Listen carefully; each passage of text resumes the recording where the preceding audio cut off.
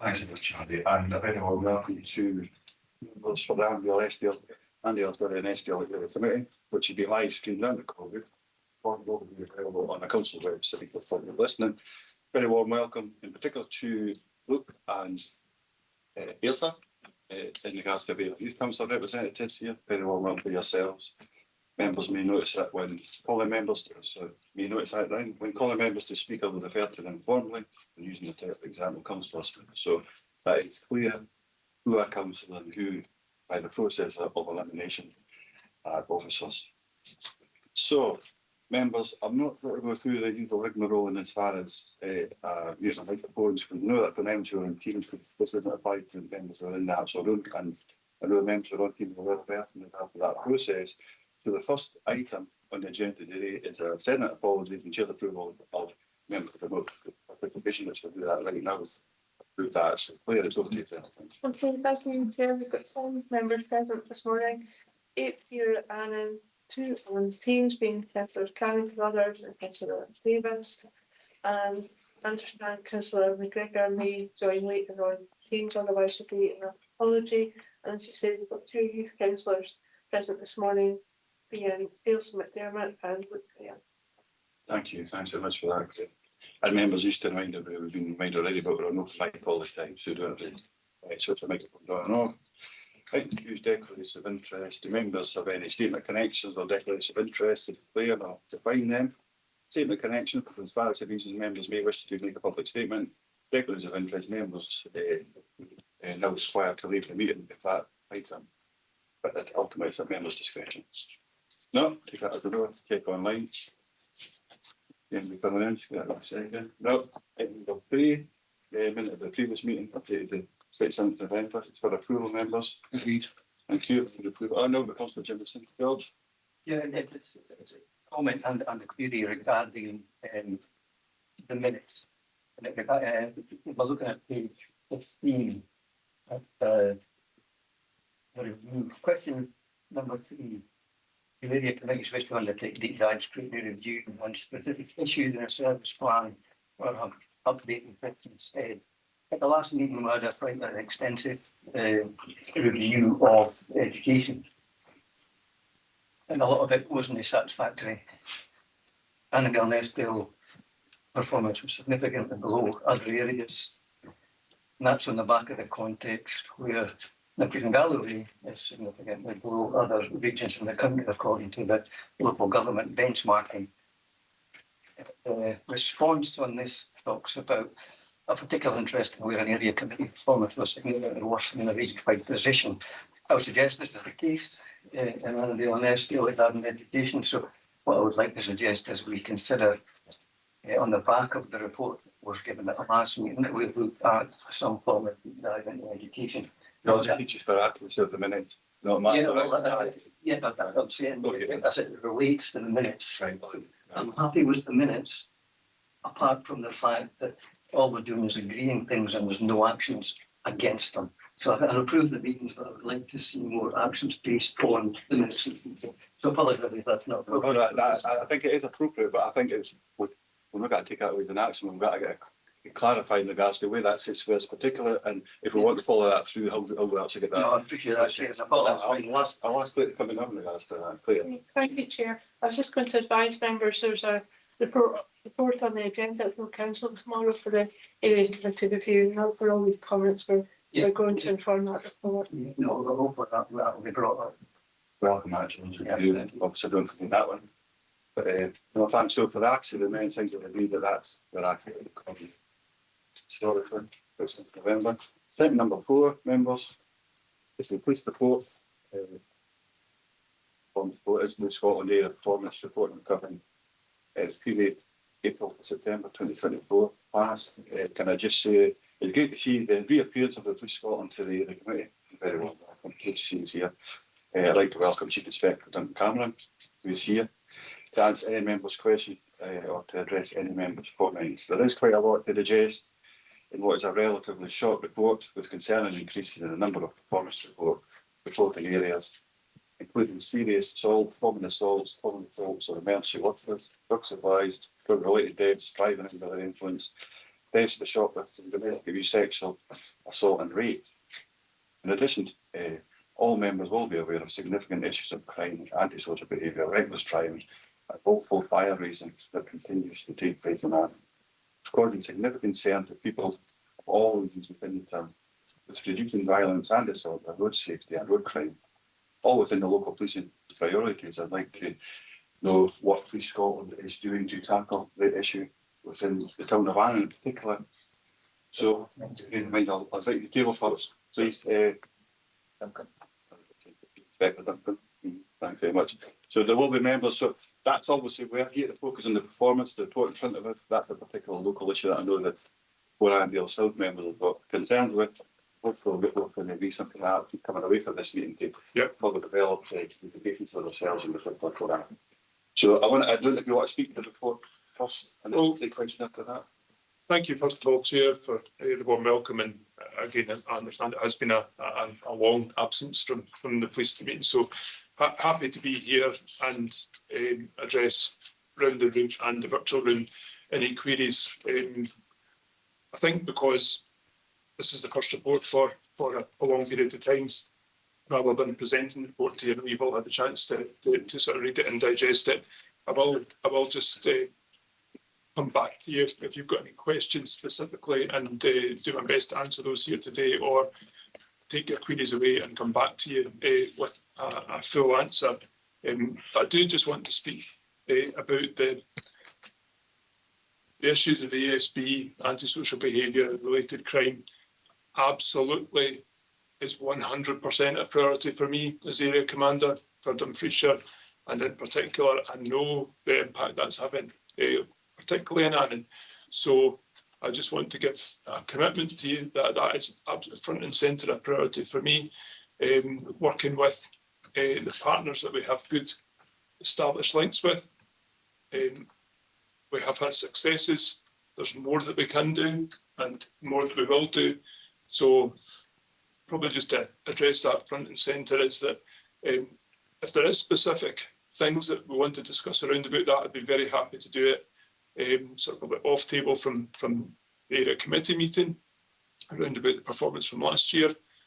Something I've spoken with the board manager about, and I'd be happy to hopefully get that meeting arranged in really sort of quick time, and with whether it be elected members, business owners, etc., so that we could discuss probably in more detail out with this forum around about some of that more specific actions and things that we're doing. But aside from that, Chair, I just want to acknowledge that point sort of early on, because I know that is a real concern for everybody. Excellent, thanks so much for that, Chief Inspector. So I know the question loads will be posed, and that probably Yes, tackles quite a few, but ultimately it is about the report. Councillor Brody's wanting first, but I really welcome your comments in regards to taking the opportunity to meet with the elected members Yes. ourselves because of the problems, but hopefully there's other wards, another two wards. yes, absolutely. I hope that would apply to the same circumstances that I am. Oh, absolutely.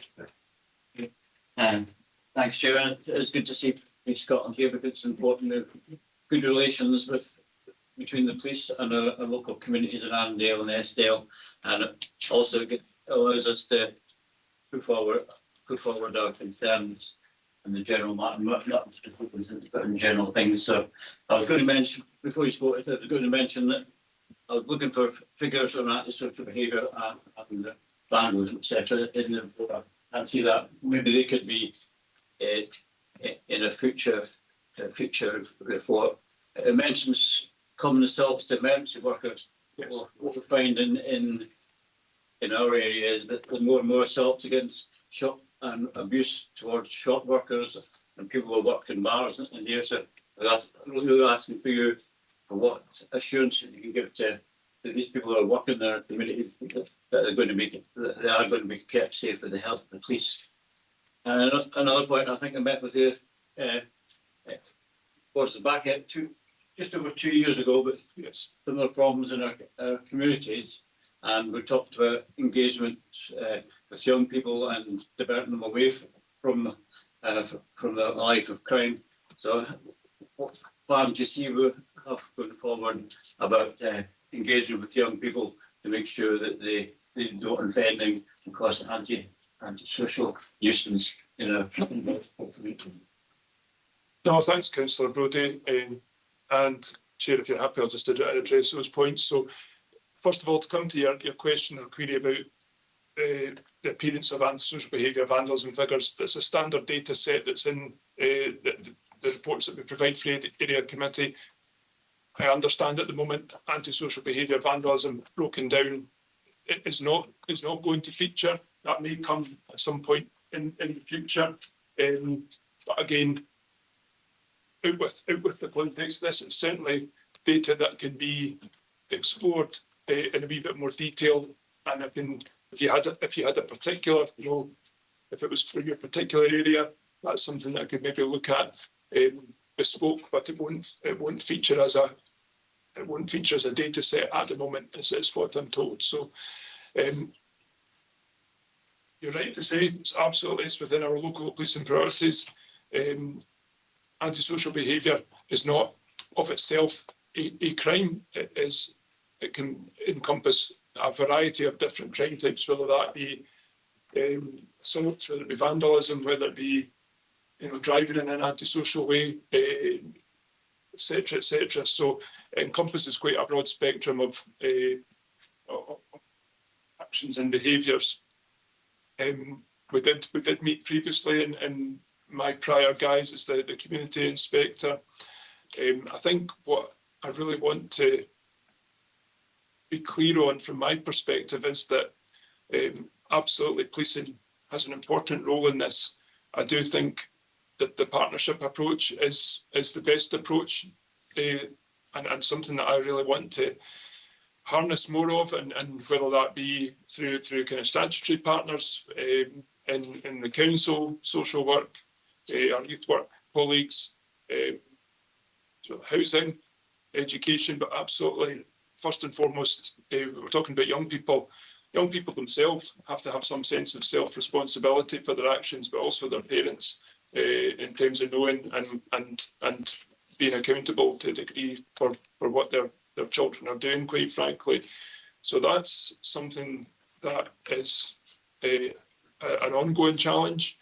In terms of diversionary work, I fully agree, and as you know from our prior conversation, Councillor, that's something I'm quite passionate about. So in the time since we last spoke, we've had after-school football, rugby initiatives, we've got fishing, which is something a wee bit different, working with our partners at DG Youth Work as well. Would I like to have more diversion opportunities? Absolutely, because something that I'm sure is not unfamiliar to people around the table is the constant appeal for there's nothing to do for young people, and that's something that, again, is not within my sole gift to fix, but I would certainly like to be part of that solution to bring forward where policing can support that, and as we have done, providing youth engagement officers that work in schools, etc., and the community policing team to do diversionary work, and whether that be after school, whether it be in school holidays, and those officers that have got that dedicated role do an awfully good job. But there is one youth engagement officer per area, divided up between the secondary schools. It's a big task. So hence the partnership approach is really, really key to that. Yeah, thanks for that. Yeah, I think perhaps it's one of our recommendations. We could say, well, it's important that we would like to have the figure statistics on antisocial behaviour and other things. Sure. Yeah.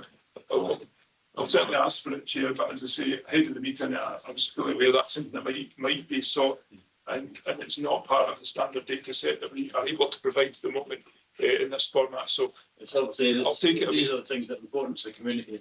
Understand? Yeah, absolutely. And I suppose this is something we'll follow up if you've offered us a meeting.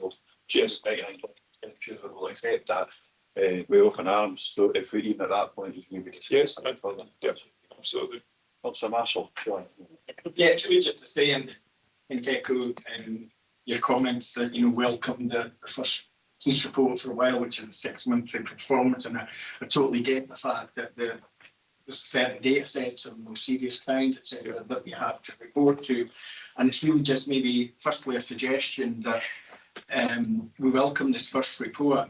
I think on agenda item 5 is probably a good example. If maybe the police could maybe replicate that. If you look at the fire and rescue, it has a lot more narrative and pictures, and it also goes into a little bit more detail in the things that you know that's happening in the region, and that includes all the positive interventions that the police are doing, and also all the kind of issues maybe that are taking up their time. So I think that would be welcome going forward. It would be wrong me not to kind of mention the fact that, you know, that one of the 4 local films was for Annandale South. I'm a little bit upset the fact that the community feels as though the police have lost control in them. Yeah. And I certainly know, basically because of a lot of work they do behind the scenes and cannot be reported in public, that's maybe not the case. I think we're in a position now where we're in this reassurance and trying to actually reassure the police and the public that the police are working behind the scenes with that. And a way to maybe progress that is, and I can remember a number of years ago, and I thought it was very productive, is because there's only certain things you can report to any committee that in the remit, and there's certain things you can say. But what we did find, we cooperated very well, was on a 3-monthly basis or a 6-month basis, and this extends to all 3 wards, that the local members met with the police, out with community, police station, etc., and talked about issues and you know, so we could understand some of the challenges that are facing the police, and also spread the word, you know, about things that were being that reassurance. I walked in today, I was listening to it was about BBC Radio Scotland about the pressures that the police are under, and I think the annual conference yesterday as well in Police Scotland, and the chairman David Beckell was on that, and he was saying, you know, that the pressure the police are under now is, you know, 40% of the time basically is dealing with mental health situation because, you know, instead of health officials tackling that. So there's lots of pressures on the police, but you know, it's well catalogued that there's a number of incidents that councillors are involved with. As I say, that I'm chair of an Playback Steering Group, and that, first of all, you know, deplore what happened, but also commend the police for the quick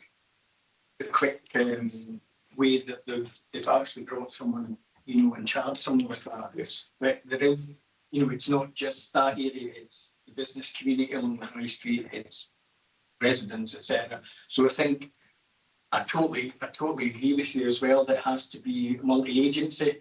So apart from actually informal updates with the local members, there's maybe something to look at, you know, working with councils across Annandale and Eskdale and meeting with other agencies, discuss things, you know, separate from an area committee. I think that would be a way forward. Because at the end of the day, as a council for a number of years, I know that a lot of work is done behind the scenes.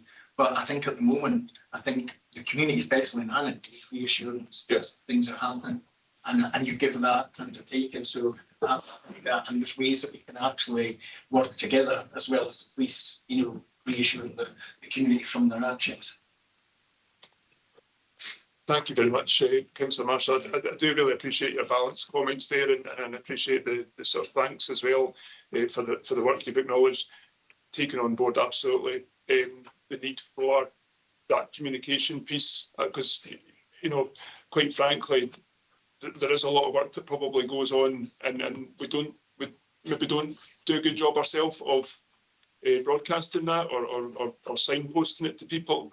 As you'd imagine, I keenly follow our own posts on social media when we put good news stories on, and they're generally very, very well received, as you'd hope. And likewise, the public are very quick to tell us where we're maybe not getting things right. So it's a valuable forum to do that. Something that I've discussed with the community policing inspector is that we should be making more use of particularly social media as a kind of broad outreach. Traditional print media still got a place as well, whether it's the Annandale Observer or the Dumfries and Galway Standard. Albeit, I think would probably agree most people get their news in a timely fashion online now, and that's where we need to be working. So it's a slight frustration because I clearly know a lot of the work that is done day in, day out, and we're probably a victim of not seeing that as newsworthy all the time, but actually recognising and picking up on what you're saying, that would be of great value in providing that reassurance to the community, because they could see tangibly that we've taken action. So I very much want to have a you said we did type approach, that we're listening to what the concerns are. Some work presents itself to us without anybody having to report it, but we rely on the community reporting to us and then us responding to that, where we're not in the place to be proactive 24 hours a day in every area. Sadly, resourcing just doesn't allow that, as you've alluded to. We do have to, prioritise and triage our resources around threat, risk and harm. So that is a challenge, and it's been articulated, as you say, quite vocally by our kind of federation representatives. But what I want is that's a national picture. I want to give that reassurance locally. We will be responsive to local concerns, and we do have our own pressures and challenges, but it's something that very keenly aware of. Absolutely pick up your points about that communication, reassurance, messaging, and I would like to give that kind of commitment to you that you'll see hopefully a tangible upturn in that in terms of the comms that are going out there. The wider piece about the regular meeting, if that's something that happened previously that's fallen by the wayside, I have absolutely no issue with that being resurrected if there was an appetite to do that, whether it be yourself, others. That's absolutely no problem. We can arrange to do it at the police station here in Annan, or Lockerbie as the case may be, or Langland for that matter, or anywhere else in between, whichever suits. So venue timing will not be a problem. Something I think that we could probably discuss separately if you were happy to do that, Councillor Marshall. So yeah, I think, and just to quickly come back to it, I think there's evidence that I think they operated in the 3 wards is they went to the relevant police station and just it was on like a 6-monthly basis, informal chats. We can exchange issues that we were getting, and also the police gave us an update on things that they were progressing and maybe they weren't able to report that. So it was a good 2-way dialogue. The only thing and I think you probably agreed with the summary thing now, but I don't want you to change the data sets because those are the figures that you pick, but taking up Councillor Brody's point on other kind of additional information such as anti-social behaviour figures, etc., and all the good work that's made the police is doing, they'd like to highlight. It's an ideal, as I say, with the kind of report that the Fire and Rescue provide. If there was an undertaking to actually just, even if it's at the end, a couple of pages narrative, a couple of pictures, just explaining things or relevant piece of information, because as I say, the press picks up on those as well. So that's a good way of actually getting the message out. So it's really just if you can go and have a look at what is the best format. Yes, please present that in. Absolutely. Well, as I say, I've seen the fire service report and it's markedly different in its style and everything else. We are provided a templated report that this is what we must report on, and there's parameters around about that. So I will absolutely ask and see what can be done, if anything, but without making promises here that I can't necessarily keep, that we can change it. But I think even if it's not within the remit of the area committee report, if it's something that we can do in that, elected member catch up, etc., on a regular basis. And probably just to finish off, I hope, and I probably speak for the wider Dumfriesshire area, we have a good relationship with our local councillors, and those channels of communication should be open, throughout the year at any time, irrespective of kind of formal meetings. So please don't hesitate to reach out, whether by email, phone call. I am absolutely happy to do that, and I know my kind of management team underneath, particularly in the community policing space, would be very happy to accommodate any requests or concerns as they arise, rather than storing them up, maybe for a number of weeks or months. Is it possible, just quickly, just to refresh maybe on, because the police the change, you know, Yes. series. So it's maybe to get an updated list of all contacts in Annandale and Eskdale and that. And with Absolutely. regards to the report, it could be an appendix to the official report, just a couple of pages of narrative on each of that. So we'll get a chance. I always say that a good indicator to myself as a chair is how many people want to ask questions, and that indicates the quality of the answers they're getting. And on that note, we've got Councillor Driver, Thompson, Jimison, Graham and Mail looking for questions too. So that tells us different things. So, Councillor Driver, you're next, after. Yeah, I'm going to come in from a different angle because I know the police do the best that they can, especially in the area where we've got falling numbers, we've got things like social media that cause problems. You've got vigilante squads who are looking for, you know, sex crimes, criminals. You see that on regular basis on social media platforms. I want to come back to the crimes of violence, sexual violence and domestic abuse and looking at the root causes for these. And I'm sure we've all got our own ideas about what the root causes actually are. And it's going to be a mixture of everything as opposed to just what the police are doing and saying. And I believe it's also a community issue rather than it's just a police issue as well.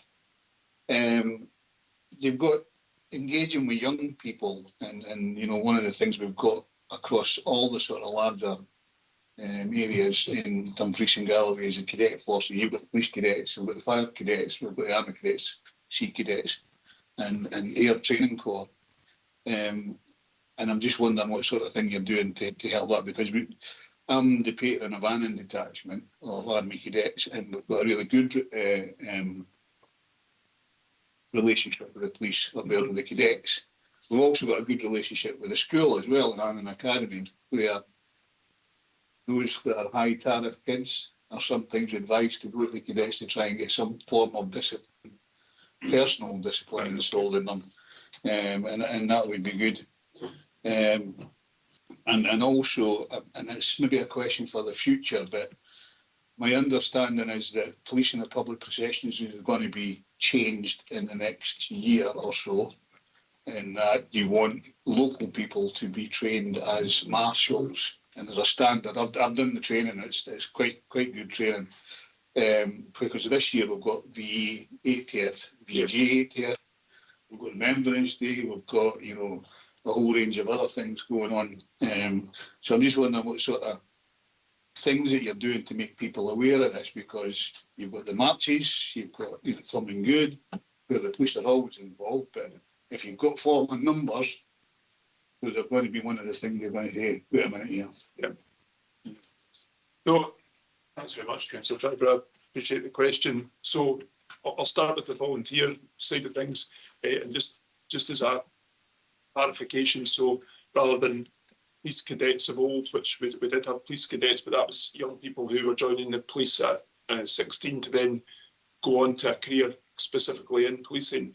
The Police Scotland Youth Volunteers is the current format, and that doesn't oblige or commit anybody to a career path in policing. It's more there. Absolutely, there will be some people who are interested in that, but it's really just a means by which some of the things you spoke about there, gaining self-confidence, volunteering in their community, taking personal responsibility, being able to be part of a team, and that's something that people apply for as opposed to be sort of pushed towards, if that makes sense. But there is a lot of work done, particularly again through our kind of youth engagement officers, and we have a dedicated volunteer officer who, you know, work with schools in particular, youth groups, and we were actively wanting to sort of increase the numbers in that space. So we get a real diverse mix of people. Some people who see it as akin to maybe a kind of Duke of Edinburgh award type of thing, and it's a really good stepping stone for their career portfolio or their own kind of life skills. But others that are kind of coming at it more from, it's an opportunity to go outside their comfort zone and maybe be steered away from bad influences or kind of making better choices, which I think is a really healthy balance, to be honest, and it gives a really a good mix of young people, and it's been tremendously successful. So I did take the time just to have a look at over the 2024 period, we did 1,215 hours of volunteering through that scheme, and we had the PSYV were deployed at 33 local events of different kinds, and they're there to basically fly the flag of policing first and foremost, but also to represent that kind of, a positive picture of young people in the community and showing what they're doing. So we will continue to do that, and I hope it kind of goes from strength to strength. If I could do more of it, I'd like to do even more, but like everything else, there's a kind of limit to how many young people we have at any one time. As regards the public events, processions, etc., and there's something that's been looked at right across Police Scotland, again, just the commitment of time and resource that entails. And again, you can scale it up and down depending on which area of the country you're looking at. Clearly, Glasgow, Edinburgh have some fairly major processions and events, but equally, proportionately, some of the events here take up quite a lot of police and resource. So there has been and is still subject of kind of ongoing work and review to look at what our footprint in those goes. What I can say is we will still have 2 events, but you're right to say there will be an increasing ask of event organisers, etc., to where it's things that don't require a statutory function of the police or police powers. They will look to use volunteers who are stewards and trained appropriately, so that it's done safely and well. And that's something that's probably going to evolve over. This will be the first year of it, I think. I'm hoping it'll be an incremental change as opposed to falling off the side of a cliff. But I hope that gives a wee bit of reassurance around about that. And root causes.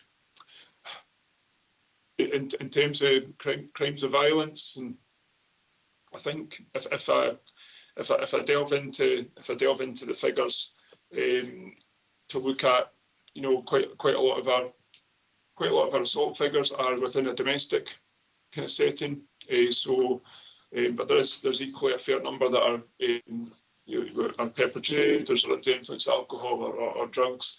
So I think it's probably no surprise to say that substance misuse, but also kind of drugs in general, are a root cause to a degree, whether that be people feuding with one another or otherwise. But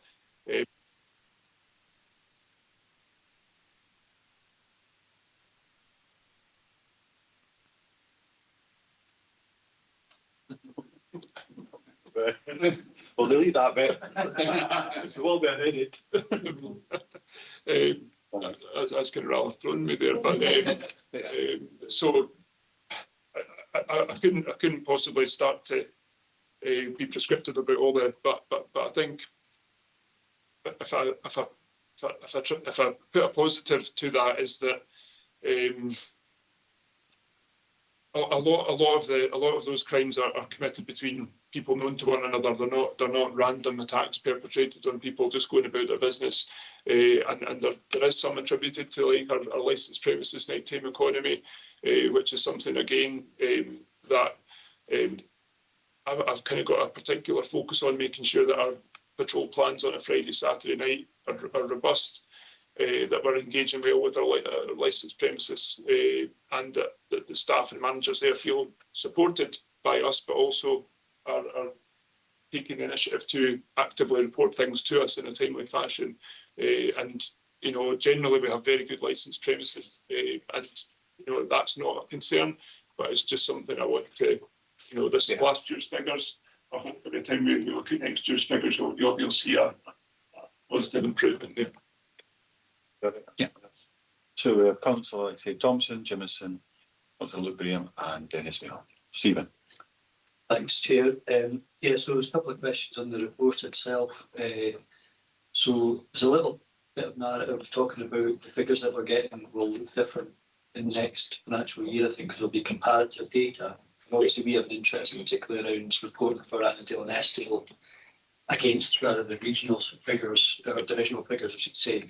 So maybe come back to that, because the only question I have is about the road safety, which is obviously C in the priorities for the policing plan. Yes. So, but the figures are obviously on the rise for not so much the speeding, weirdly, but dangerous driving, things like that, mobile roads, etc. So, given that that's one of the priorities, do you have any further information about breakdown for Annandale and Eskdale, given your local more in-depth knowledge, and also will we start to get that data comparatively and by locality? Because I'm not sure if you're talking about I know Councillor Brody has often raised about, can we get a 3 to 5 year comparative so we can see a trend about detection, all this, and then there's also about the localities themselves. So, but just on the road safety aspects, it'd be helpful to get a wee bit of a breakdown of that and what you're doing about it, what's working and what isn't working.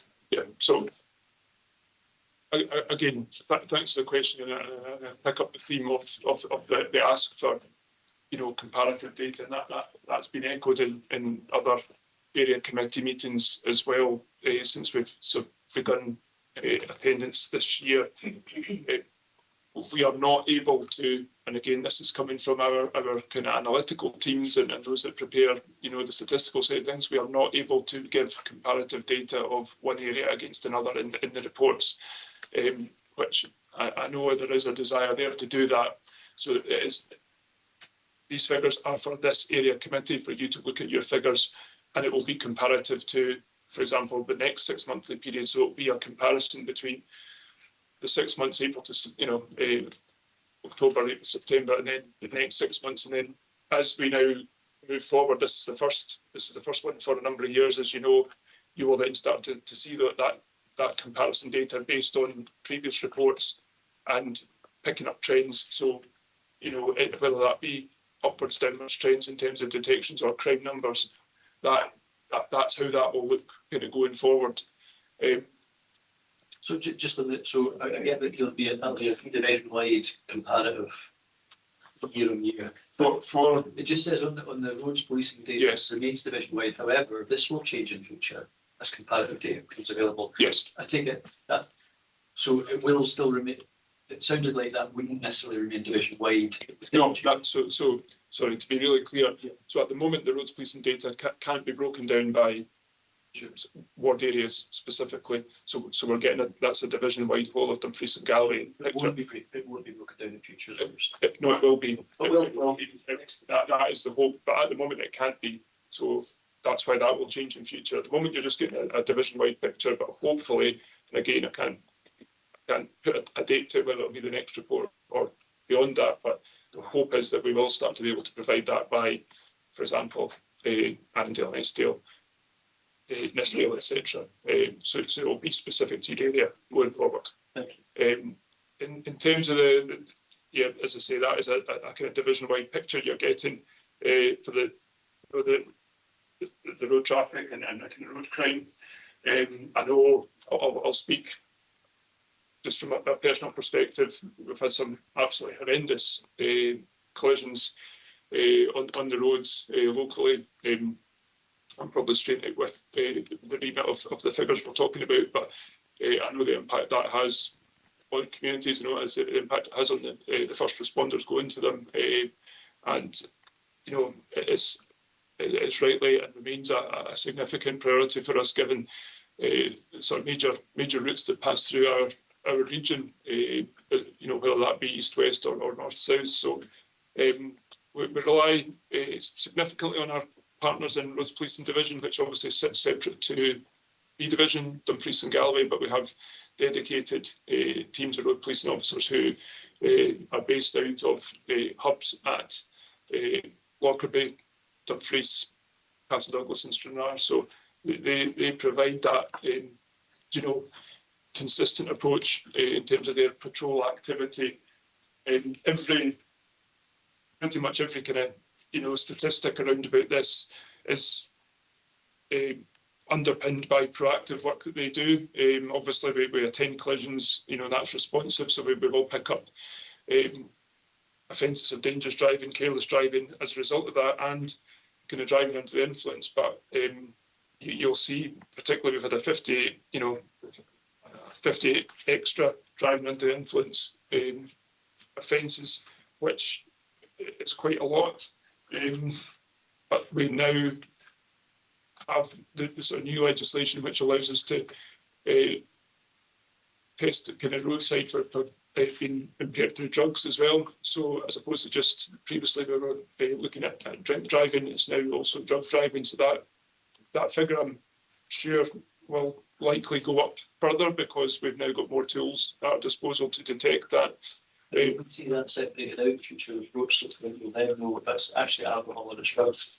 Quite possibly, and again, so the road crime figures are a kind of work in progress. So that should be something that, to my non-statistical brain, would be easy to do because they are quite distinct crime types. So I think if we could just keep that as a kind of watch and brief as to how that develops, but again, I think it would be useful to show that the split between alcohol and drugs. What I can tell you is that my conversations in preparation to the meeting is that the drug driving offences are actually significantly now making up a high proportion of these. And as I've commented to other colleagues, that does give me a lot of concern because the message that we have put out consistently in media and through various education campaigns, and hopefully you're all aware of that. And we have seasonal campaigns as well at Christmas time, and so on. It doesn't seem to be landing yet that people are recognising the risk of driving whilst having drugs in their system. I think the drink driving piece is probably well understood, if not entirely still well complied with, but I think there is even an ignorance or a casualness about drug driving, which does give me a bit of concern. So that's a real priority, which is something that through our road policing colleagues and obviously within the division as well, we take very seriously. And a lot of these figures are predicated on proactive activity and actually stopping cars and doing the necessary checks. So, there's been a decrease in speeding offences, which I can't actually attribute that to anything other than hopefully people are becoming more compliant with the speed limit and having the mobile camera vans, etc. And overt speed checks is doing the trick there. But as I say, I would like to see the other figures coming down as well, because that's a real risk on the roads for people driving under influence. I think, to be fair, the council's helping by maintaining the roads at a certain state. It's just people who drive quickly. I did think you were about to say fill the potholes in the roads. Feel like it's dramatic. I'm still in the staying well, but that's all things. Probably a better level, Stephen, isn't it? So your question was really about particularly creating that trend-based thinking. I've got quite a couple of George. I've got like everybody else in first because I've got quite a. I've got Councillor George and then Luke after that. That's what I'm going to do now. That's what I've got to do. I don't know if it's rooted in the screen. But George. My query is really on drug and substance misuse, just being opportunist after Councillor Thompson's comments. I would like to raise the issue. I don't need a response. It's just to raise the issue of country roads. Could I have statistics on how many accidents happen on B roads and C roads?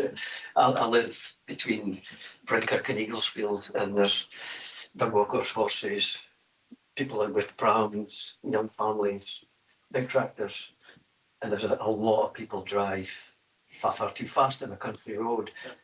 There's seldom a police, certainly never a speed ban there or the police about, so it's really impossible.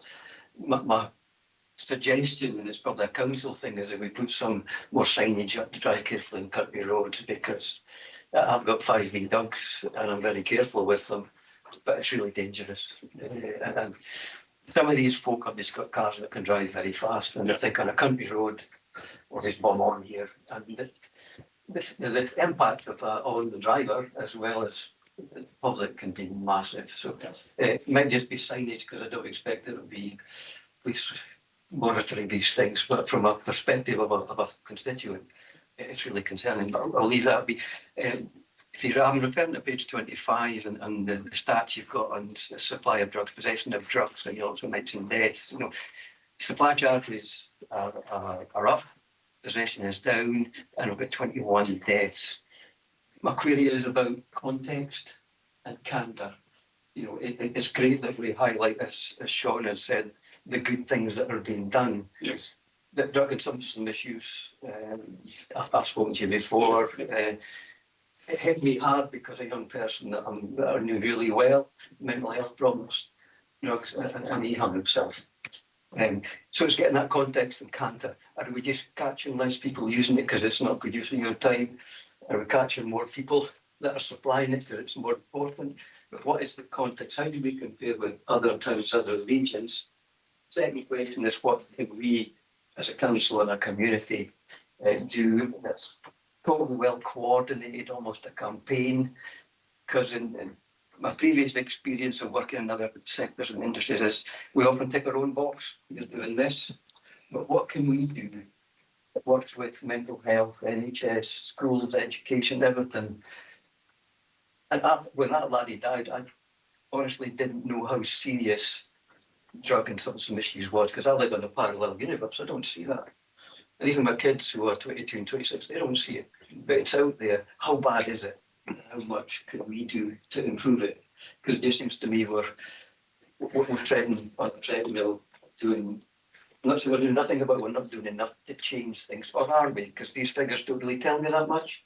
It has got contacts, they've got a percentage year on year, but is that just because you've caught less people that are using drugs because it's just there?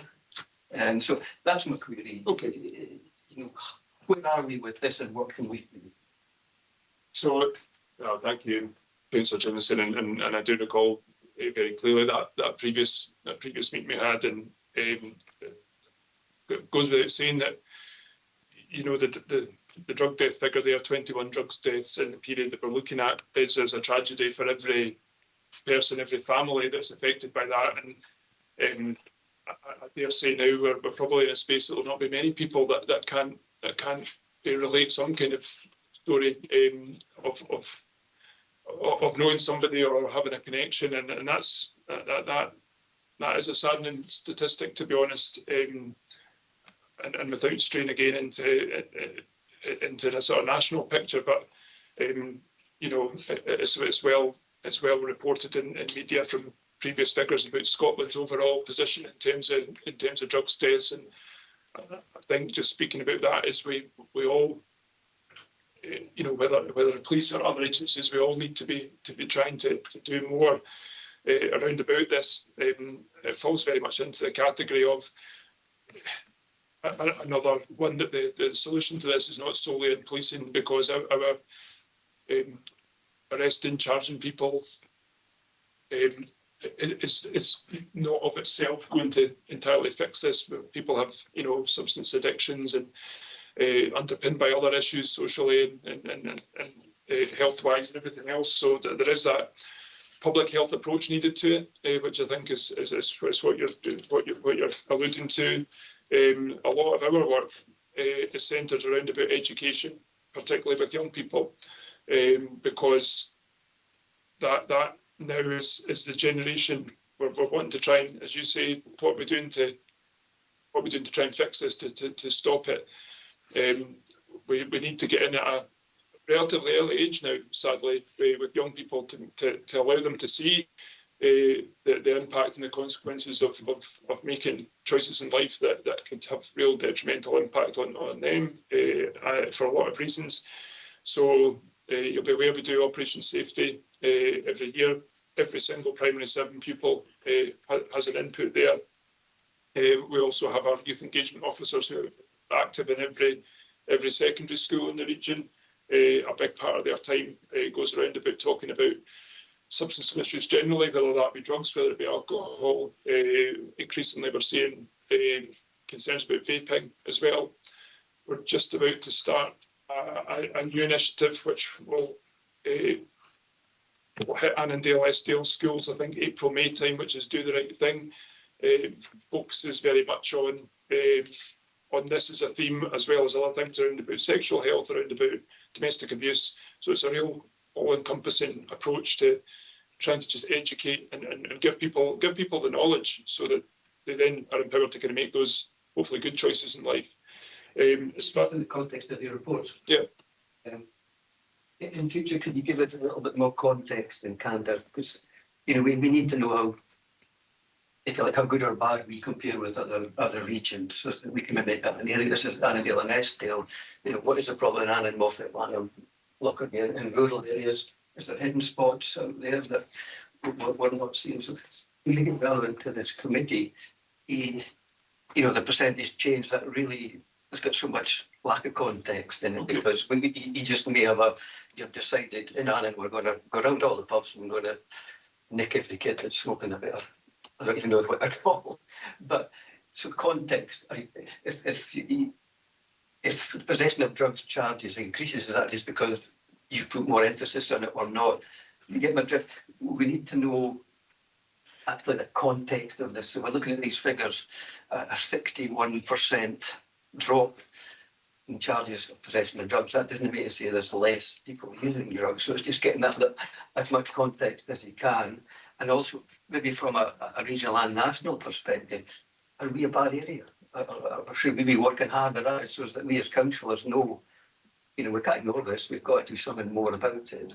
So it's more than the reporting, but I know I do understand, Councillor Jameson, and again, apologies if I'm repeating myself, but as with some of the other data sets, we are given this data set. We can't manipulate it beyond what's provided to us.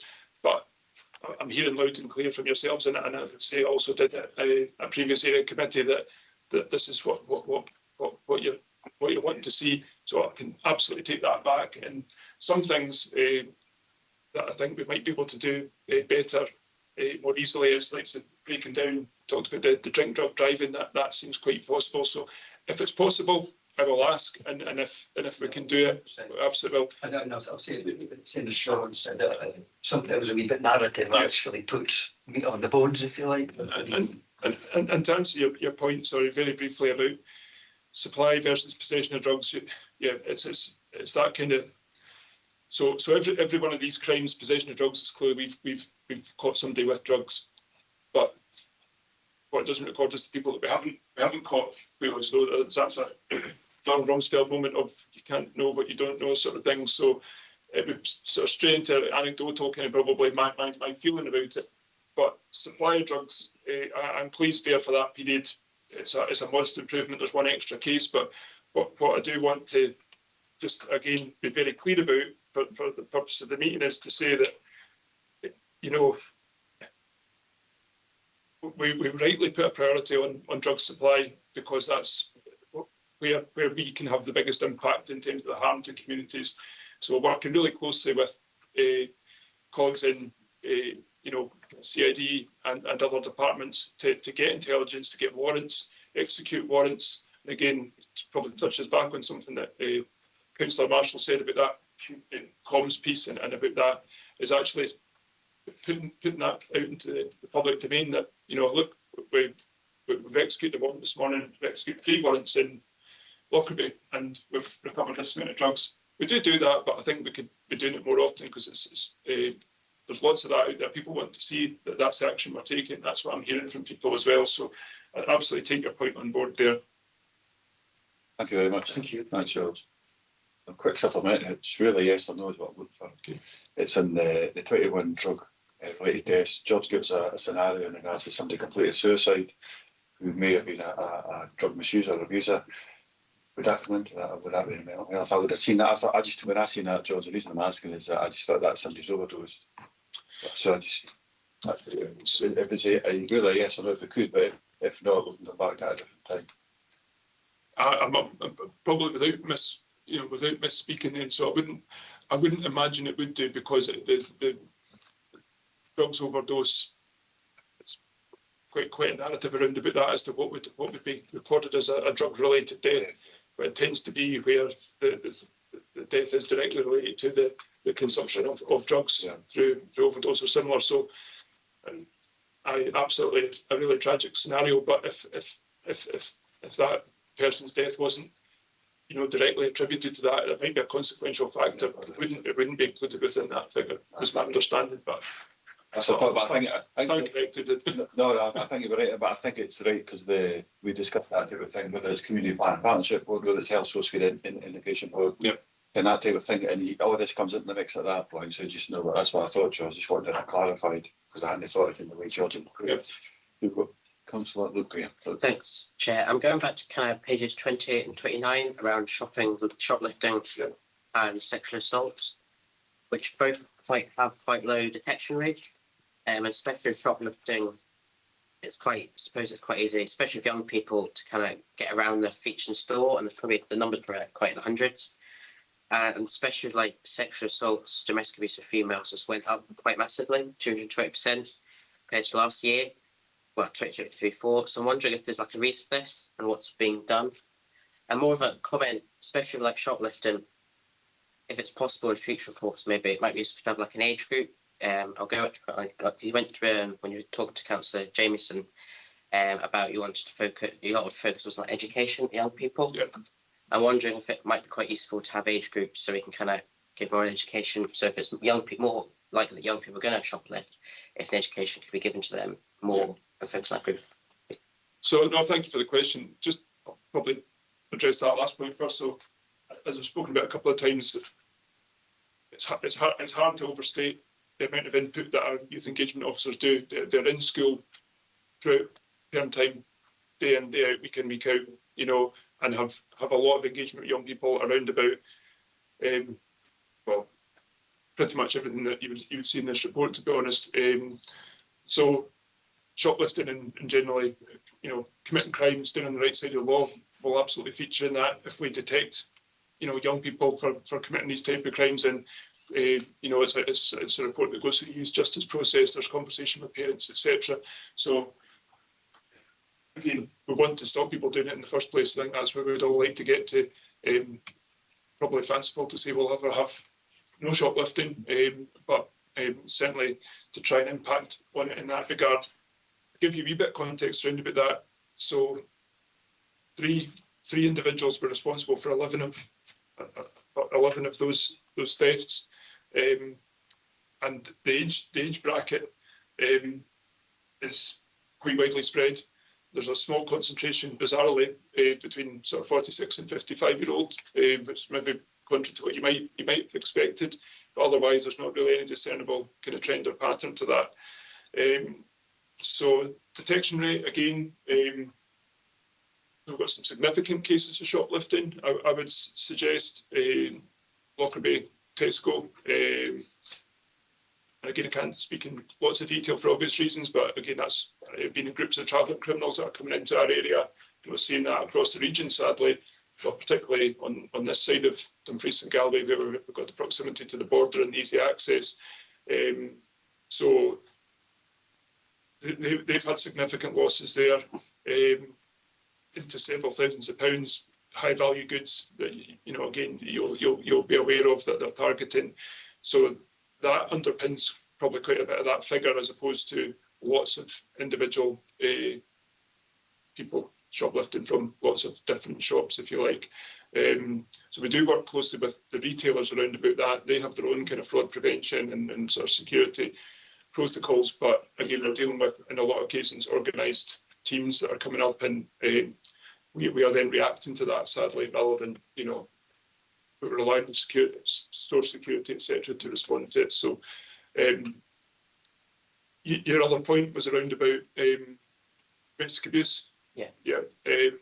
And sorry, if you could just refresh my memory exactly what you'd asked. Yeah, so especially around domestic abuse of females went up 220% from like 2023, 24 is like a reason for this, and because these are quite serious crimes. Is there anything being done really to reduce? Yeah, so the 220% again is a headline figure. So just again, in context, that's you know, it's gone up by 8 crimes. So that's still 8 too many, but we are dealing with relatively low numbers. So just a wee bit of context around about that.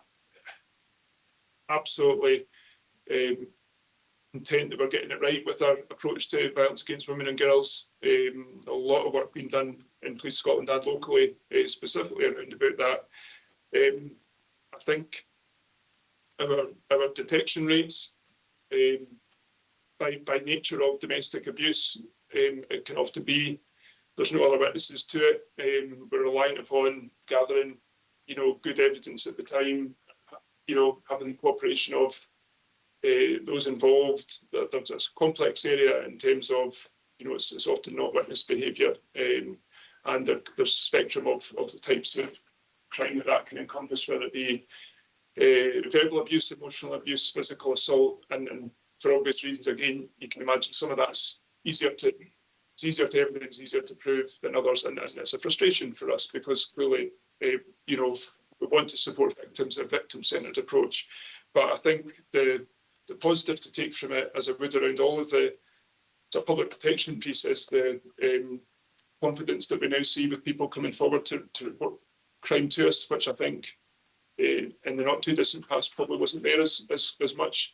So we're getting it right with our partners around about the support for victims, the confidence they have that we're going to take the report seriously, complete a professional investigation, and do absolutely everything we can to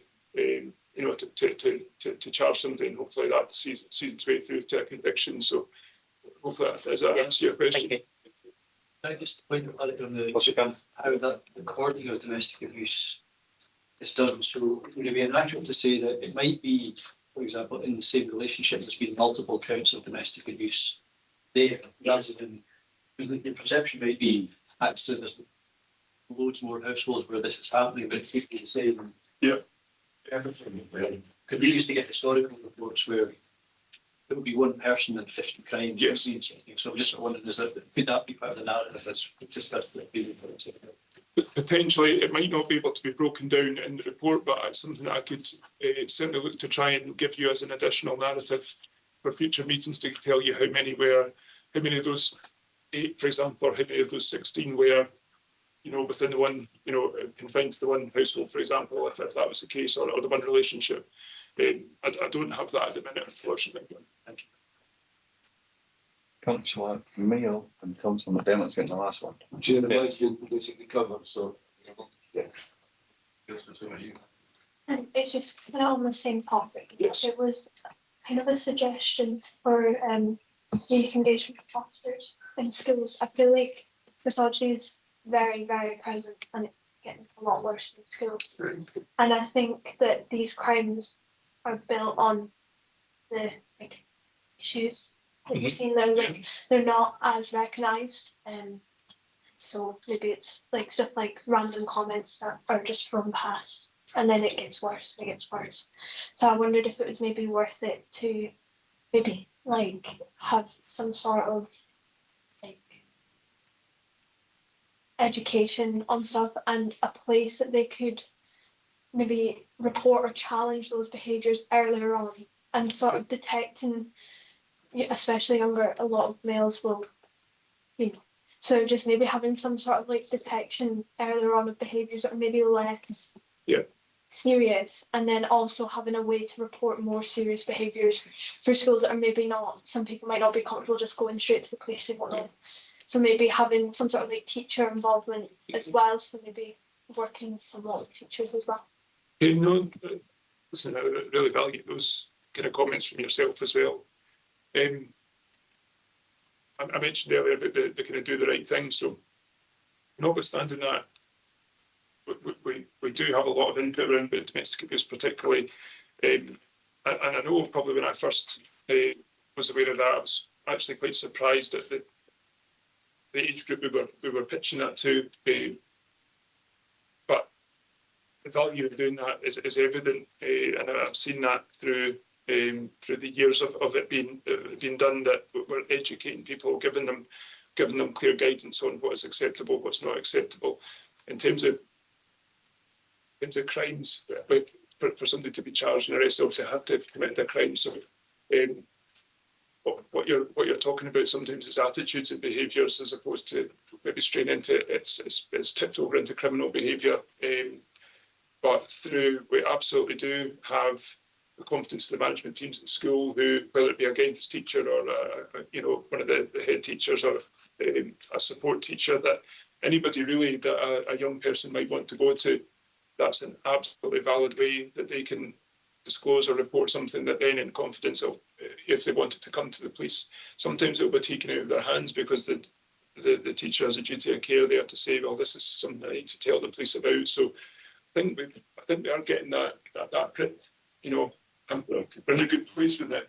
We work closely with our social work partners as well around about that in terms of supporting young people, and we have, you know, a really robust sort of multi-agency information sharing kind of regime with them through our kind of concern forms and kind of both ways. If people are raising concerns about a young person's behaviour or that they've been the victim of behaviour, we've got really, really robust ways of kind of managing that through at the appropriate level.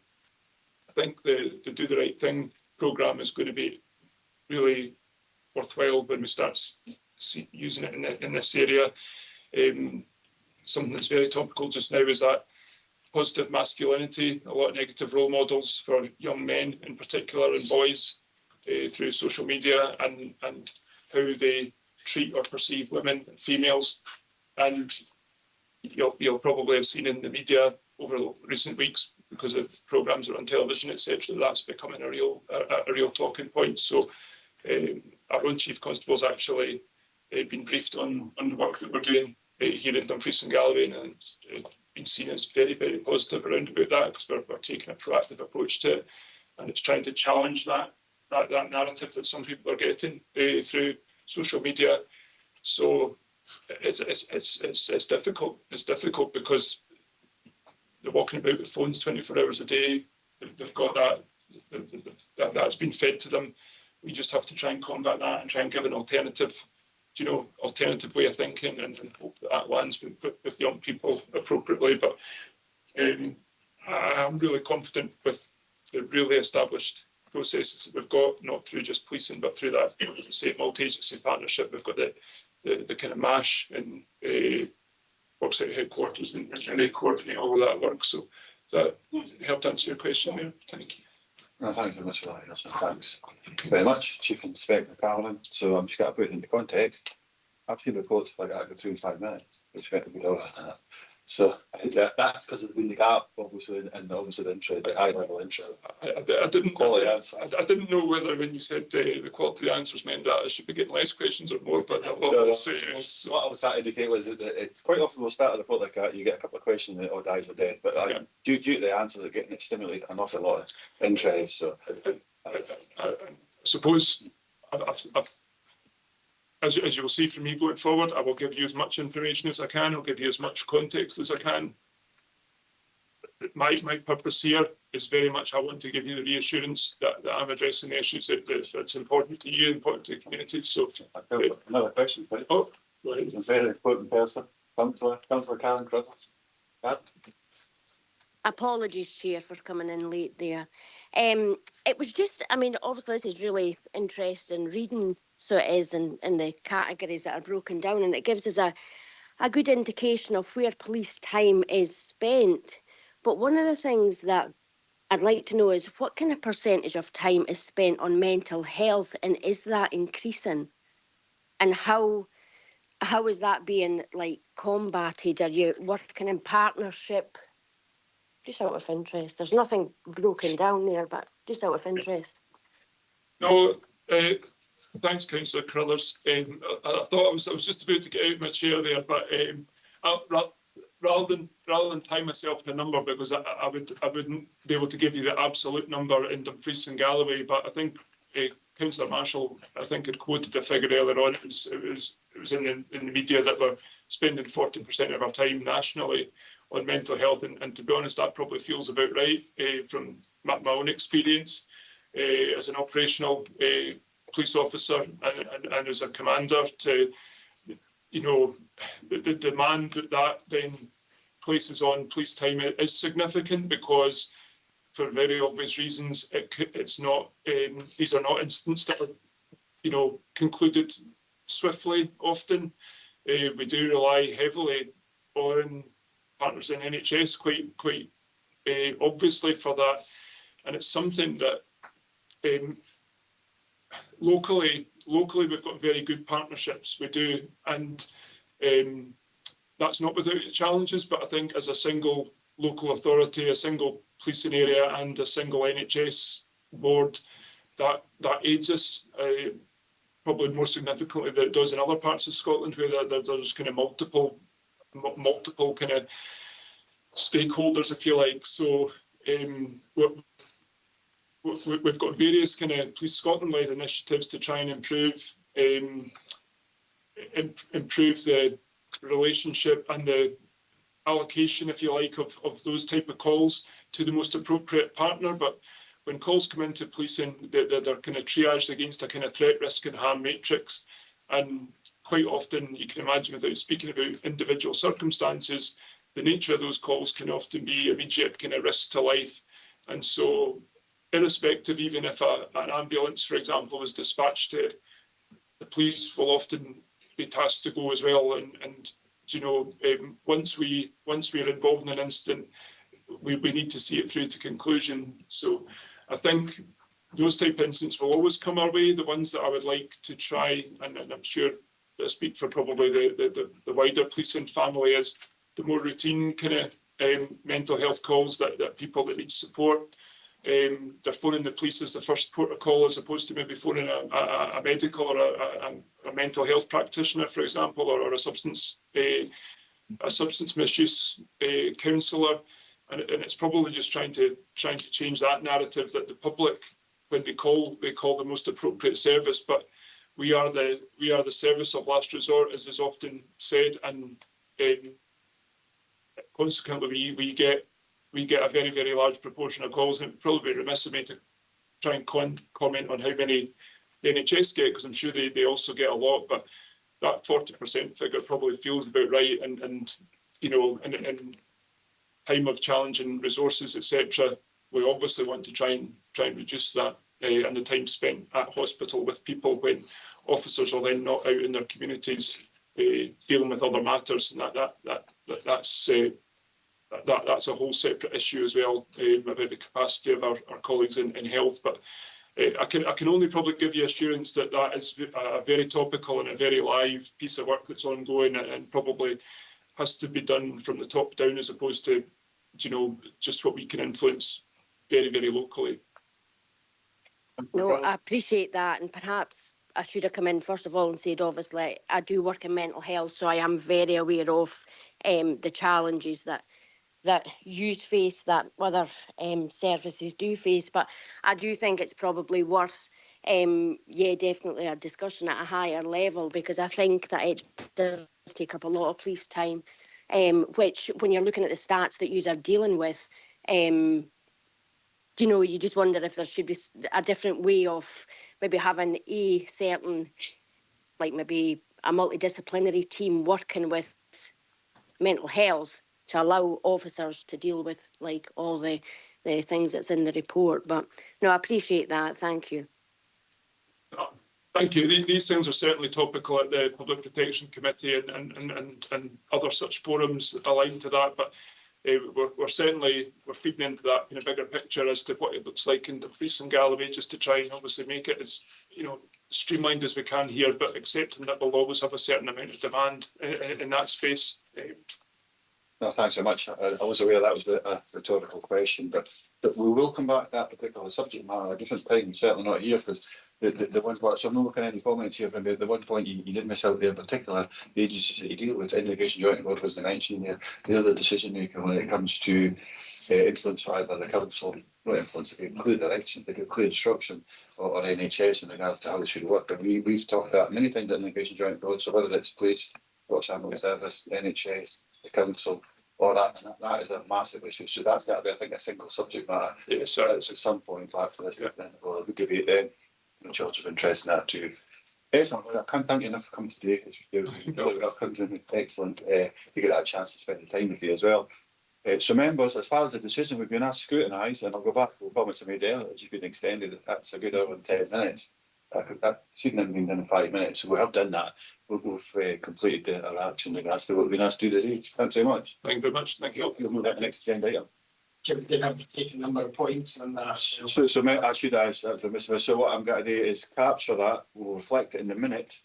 we'll get it out to members first, so we'll see out so many points, relevant points, but obviously we're there to scrutinise the paper in particular, but we'll reflect back and make sure that the comments that were made in the guys, the further information and so forth, we'll see them actions reflected in a minute, and members can make comments at that, because it would be very difficult to capture that, right? Well, So, thank you. appreciate it, thank you. We'll see you in the next 2 or 3 weeks, hopefully. Yes, Aye, thank you.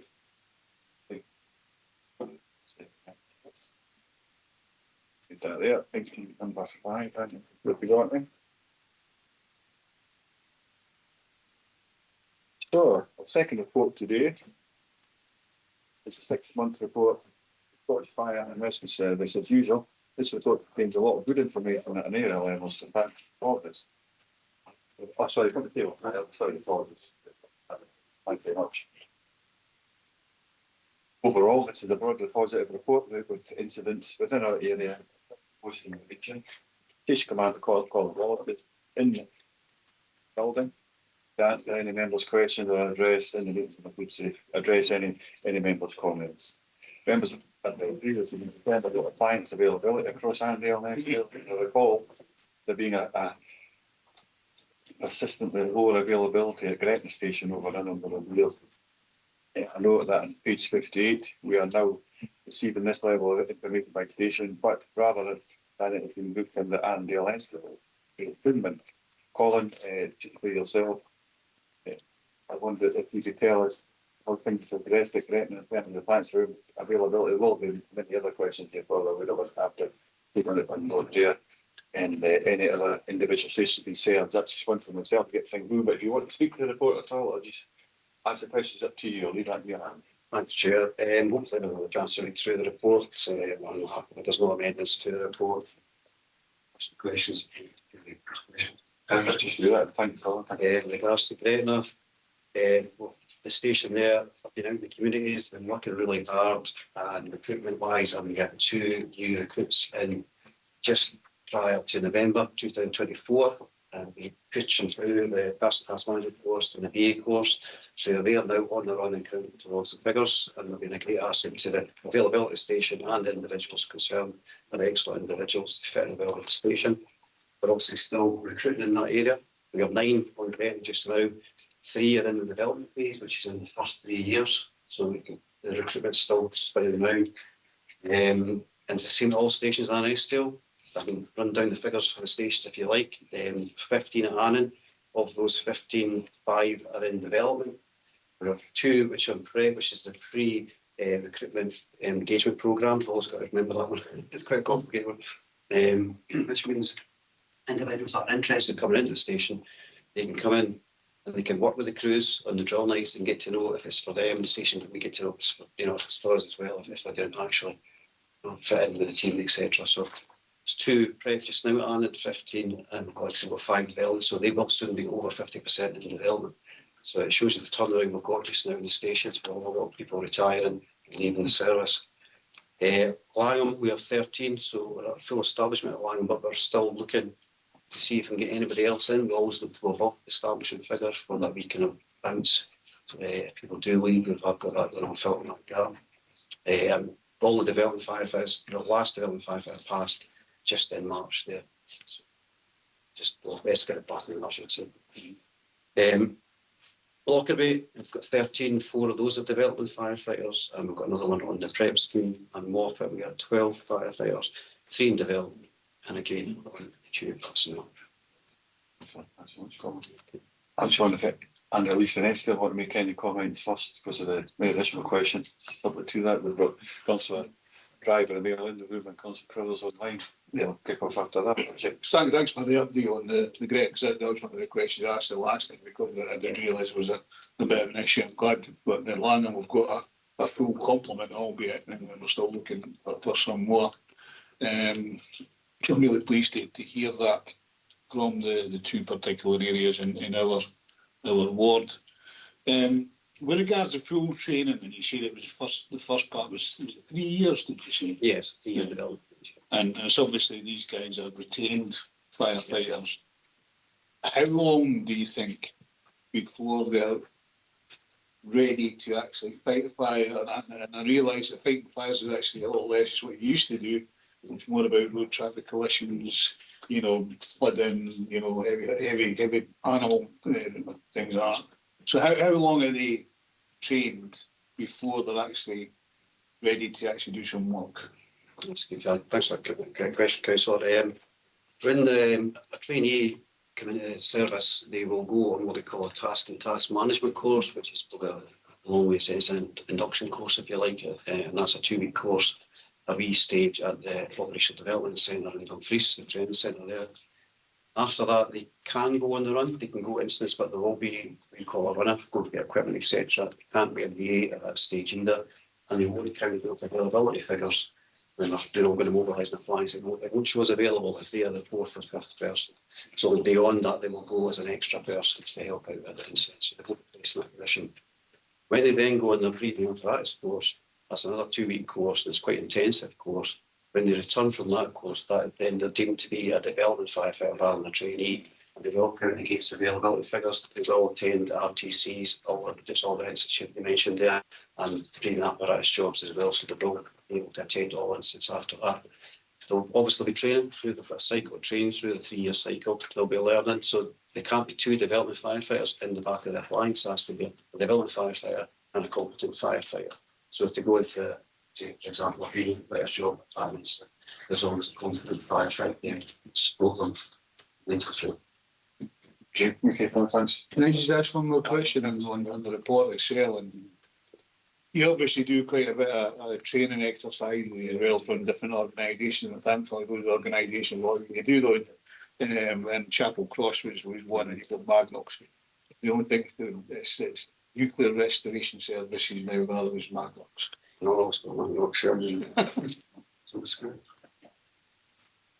Thank you.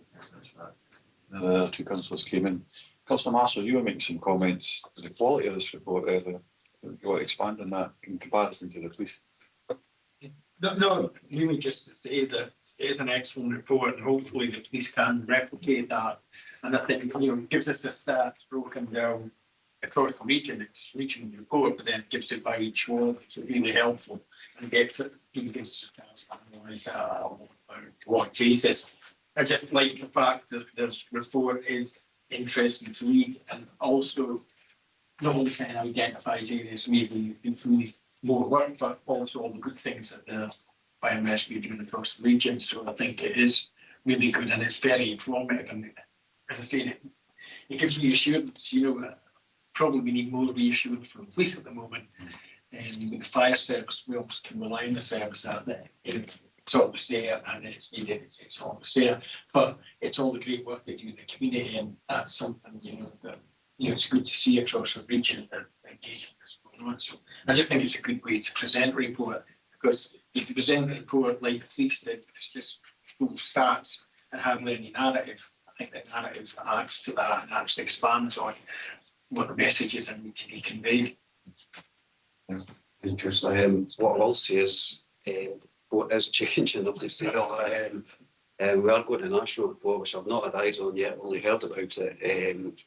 And it may be slightly less graphic in the stats that we produce, but the KPIs will remain the same. And discussing this with the area commander, and he's happy if we produce an appendix so we can put more narrative in it and put some photographs in, etc. I realise that it's quite important to communities, to see what's going on. For me, writing this report is quite pleasing because it gives me a chance to show the work that's going on now, the action team, etc., which sometimes goes unnoticed. And this is just the tip of the iceberg of what they're actually doing and what the stations are doing. The person at the stations are out and about in the communities working, not just going to incidents, they're working in their own time to go to schools and all over the place. And just quickly come back to that, totally appreciate the fact that a lot of reporting is about standardisation, depending on that service does. If it changes across the service, that's acceptable.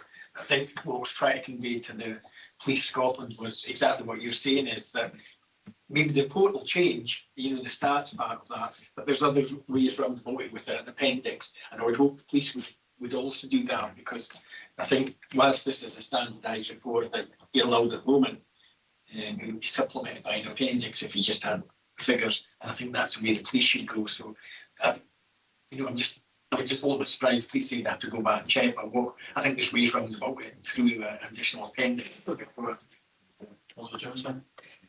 Yeah, I don't disagree with anything that Sean said. It's absolutely right. But I'm going to be the awkward guy. I think too many service reports across the board don't highlight enough the problems, the issues. We get the successes, which is great, and we have to applaud that, and we have to build on the successes. We need, as councillors, we need to know what's not going right so that we can potentially help. And too often we highlight the successes and we don't recognise what's going wrong, because it's good politics to look at the good things but not recognise what we need to do better. I mean, that's a bit formatively, but I think it's really important that we're aware of the problems as well as we, you know, have you not got enough staff, is this or that not going right? Also outcomes, you go into schools, do we know what the outcome of that is? Do we know? It's very difficult because you can do the quantitative stuff is relatively easy. We visited 10 schools, 500 kids, whatever, big schools. But what outcomes do you get? Are you getting feedback from the parents and the teachers to say that was really effective? We backed that up. We followed that up by something that we did ourselves based on what you did. I'm very aware of the fact that we do a lot of good work, but often don't know what it has achieved. So that's the sort of thing. I'm not directing that to you, I'm directing that all along and better. Thanks, Chris. I think it's been a comment in the reports we do. Like for the good news stories, we're not so much concentrating on bad news stories. Yeah, it's probably a fair comment. In regards to the schools and the outcomes, it's sometimes hard to quantify, really. We do get feedback, though. We do get feedback, and most of the positive regards to community engagement. The team is a dedicated team. We are committed. I have to praise them for that. In regards to like the youth volunteer scheme, they won awards nationally for their work. They've been acclaimed nationally. Well, probably the crux of the thing is consolidate. You know, if you do something in school and the school doesn't follow that up to consolidate it, it's kind of lost. It's just something that happened on a day, in a month, in a week. But if we can talk to the teachers and say, would you please consolidate that a wee bit later, just to bring it back to them, because that's their job as well, is to make sure that they don't just, somebody speak to them, they want to know, has that been absorbed? Has it been consolidated? And it might be a follow-up from your, to enhance what you're already doing. It's just a suggestion that might be helpful. Thanks so much for that.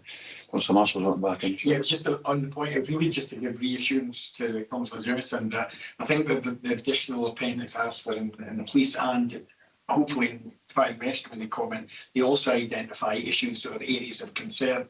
And I think that was my main kind of point with the police. We want to know, you know, so if there is issues with antisocial behaviour and we need to know that in a report, or we actually take it offline and we discuss it with them privately, but we'd like to see where their problem areas are. So if it's speeding through Lanham, etc., they need to highlight that area committee so that we have got a reassurance that someone's been done to tackle it. So it wasn't about seeing, you know, the flows. That wasn't a thing. It was. No. So I think I'll ask a question, Paul. Is there any particular problems that you think the area committee needs to be aware of in an appropriate setting? Because obviously what I'm going to mention at the very end is the police have offered us a chance to go with the meeting and engage directly with the police in that problem. As a district, we're highly built on the area, so we are the stations have an excellent standard. We are renowned across all G&G. The Annandale stations have been very top, and Lanham won the station of the year last year. So they did in the audit, we cut the audits and they won that audit quite rightly so, because they're from an excellent standard. There are budget constraints coming down the line. Also, full consultation with those budget constraints. I can't say what they're going to bring. They may bring problems, they may bring issues that I honestly don't know at this time, but it'll be full consultation. Just that'll come back. Does that come back to the committee? Sorry about it. Probably the fire committee eventually. And then obviously I'll come in here to discuss if anything was to change in the area. The way speak at current personally with regards to stations, etc. Where we're situated, the areas that we serve, I'd like to think that there wouldn't be major changes, but that's my personal opinion. And I'm not to quote it on that. No, that's it. Since remember we've been live broadcast, recorded, such like that's why I say the appropriate setting, and that's why I will ask you to come to speak, give us the opportunity offline as well, if that's possible. I know you'll have to speak to the report in particular, and you may wish to restrain some of your comments. Councillor Driver. Just on the point of the consultation, and obviously we, as Dumfries and Galloway Council, get an entitled to a response to any consultations on police and fire and any other authority across Scotland. I'm just wondering, Chair, if you know, the idea is an area committee, if that's the case when it comes out, and then put that to council for putting into their response. I think so. Can we capture that as an action? We'll get the recommendation. We'll pick on that one in particular, because I think we've captured it very generally in the last one we were pushed, but that's the kind of stuff we do want, because we're definitely a committee that says, okay, we've got to talk about things, make sure they get furthest debate, scrutiny. But when it comes to rather than having an action, then it gets lost in the rest of some members of what they say. We want a report, make sure that we've got a reporting mechanism that says, okay, this is what we get, this is what we asked for, this is our expectations, this is how it was fulfilled. Yeah. So we will come back to that. And I think we did capture that, grab it in the minutes, see it there, and make sure that we're comfortable with that at the next meeting. If you're okay with that, I take the same approaches on previous. Else is looking to come in. So that's a sign, I think, pretty much, that it's the quality of the report, obviously, because the last year was the last year was it was no intent after that. We might have had these are big reports and that we had to comment, but you've not been interrogated at the same level as it's faced with staff. So I really do appreciate your time, because all we've been asked for today was to scrutinise that, which we've done very, very efficient. Can we, like we normally do with fire and rescue, please we also like to thank all your staff for what they're doing for their communities as well, and have that in the recommendations. Yep, and that'll be minted then, Claire, won't it? Yeah, fine, so we're thank you for supplying that. No, excellent. Anybody else just before we? Maybe next time put them first, so we don't have to wait in it. Maybe the quality report, we'll take that on board, Stuart. Yeah. But we'll do the put this at the end. Thanks very much, Stuart. I appreciate that. That's excellent. Very much. We'll just give you a minute to get yourself cleared, and I'll get to my next page. So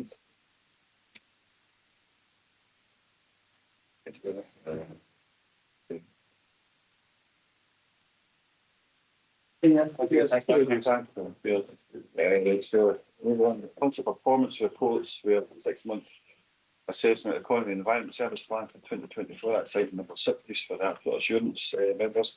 I'm pleased to read the detail around the support being offered for developing local police plan with a good spread of communities engaging in this process. So that's very evident. I was also delighted to see Greatness model in place plan being endorsed by our council programme board and partnerships board, which is a significant milestone. There's also information to support the Anna Harbour regeneration scheme, which this committee is taking a keen interest in, but this is also pleasing. Jimmy Little is online. He is online. Yeah. Right, okay. Thanks for the screen up here. I can see this one. I can see it. We've got Jamie Little and Shelley Bell have got to speak for us. I'll give you the same offer as everyone else, David. Shelley, if there's anything you want to add or make comment at the beginning, and if not, we'll just take questions from members.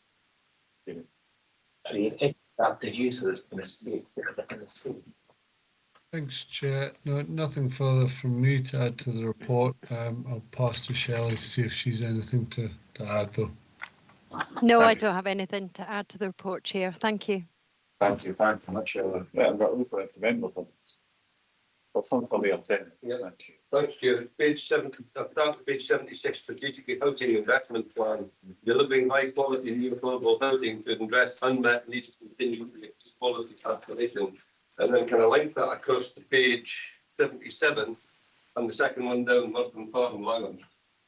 LHA are currently completing an option appraisal for this site. This will be taken to the LHA board in due course. Unfortunately, Lord so utterly completely walked away from this site, tidied it up half and made certain they had no intention of developing it. So the tragedy that sits here for Lower Eskdale is not just for our elderly. I want to know, Dennis, if you get clarity in regards to that first. Get that question, then you come back with it. Okay. I know you've got that depth of knowledge in it.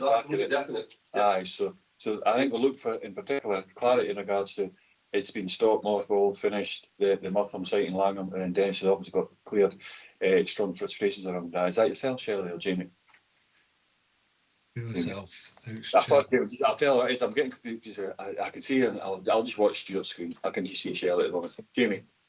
Okay, thanks, Chair, and thanks, Councillor Mail.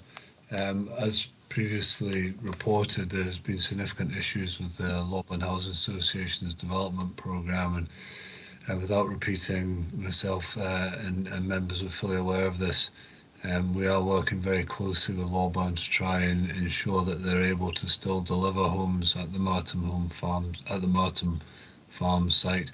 We recognise it's a priority for the local community and also for the Adult Health and Social Care Partnership. So every effort is being made to take this forward.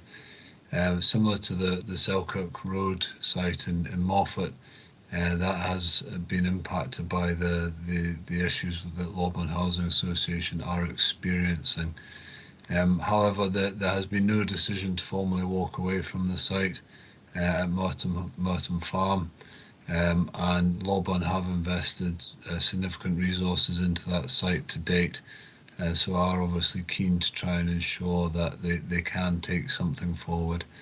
It is particularly challenging, and I certainly sense the frustrations and am aware of the frustrations, and share the concerns of members in terms of the delivery of that site.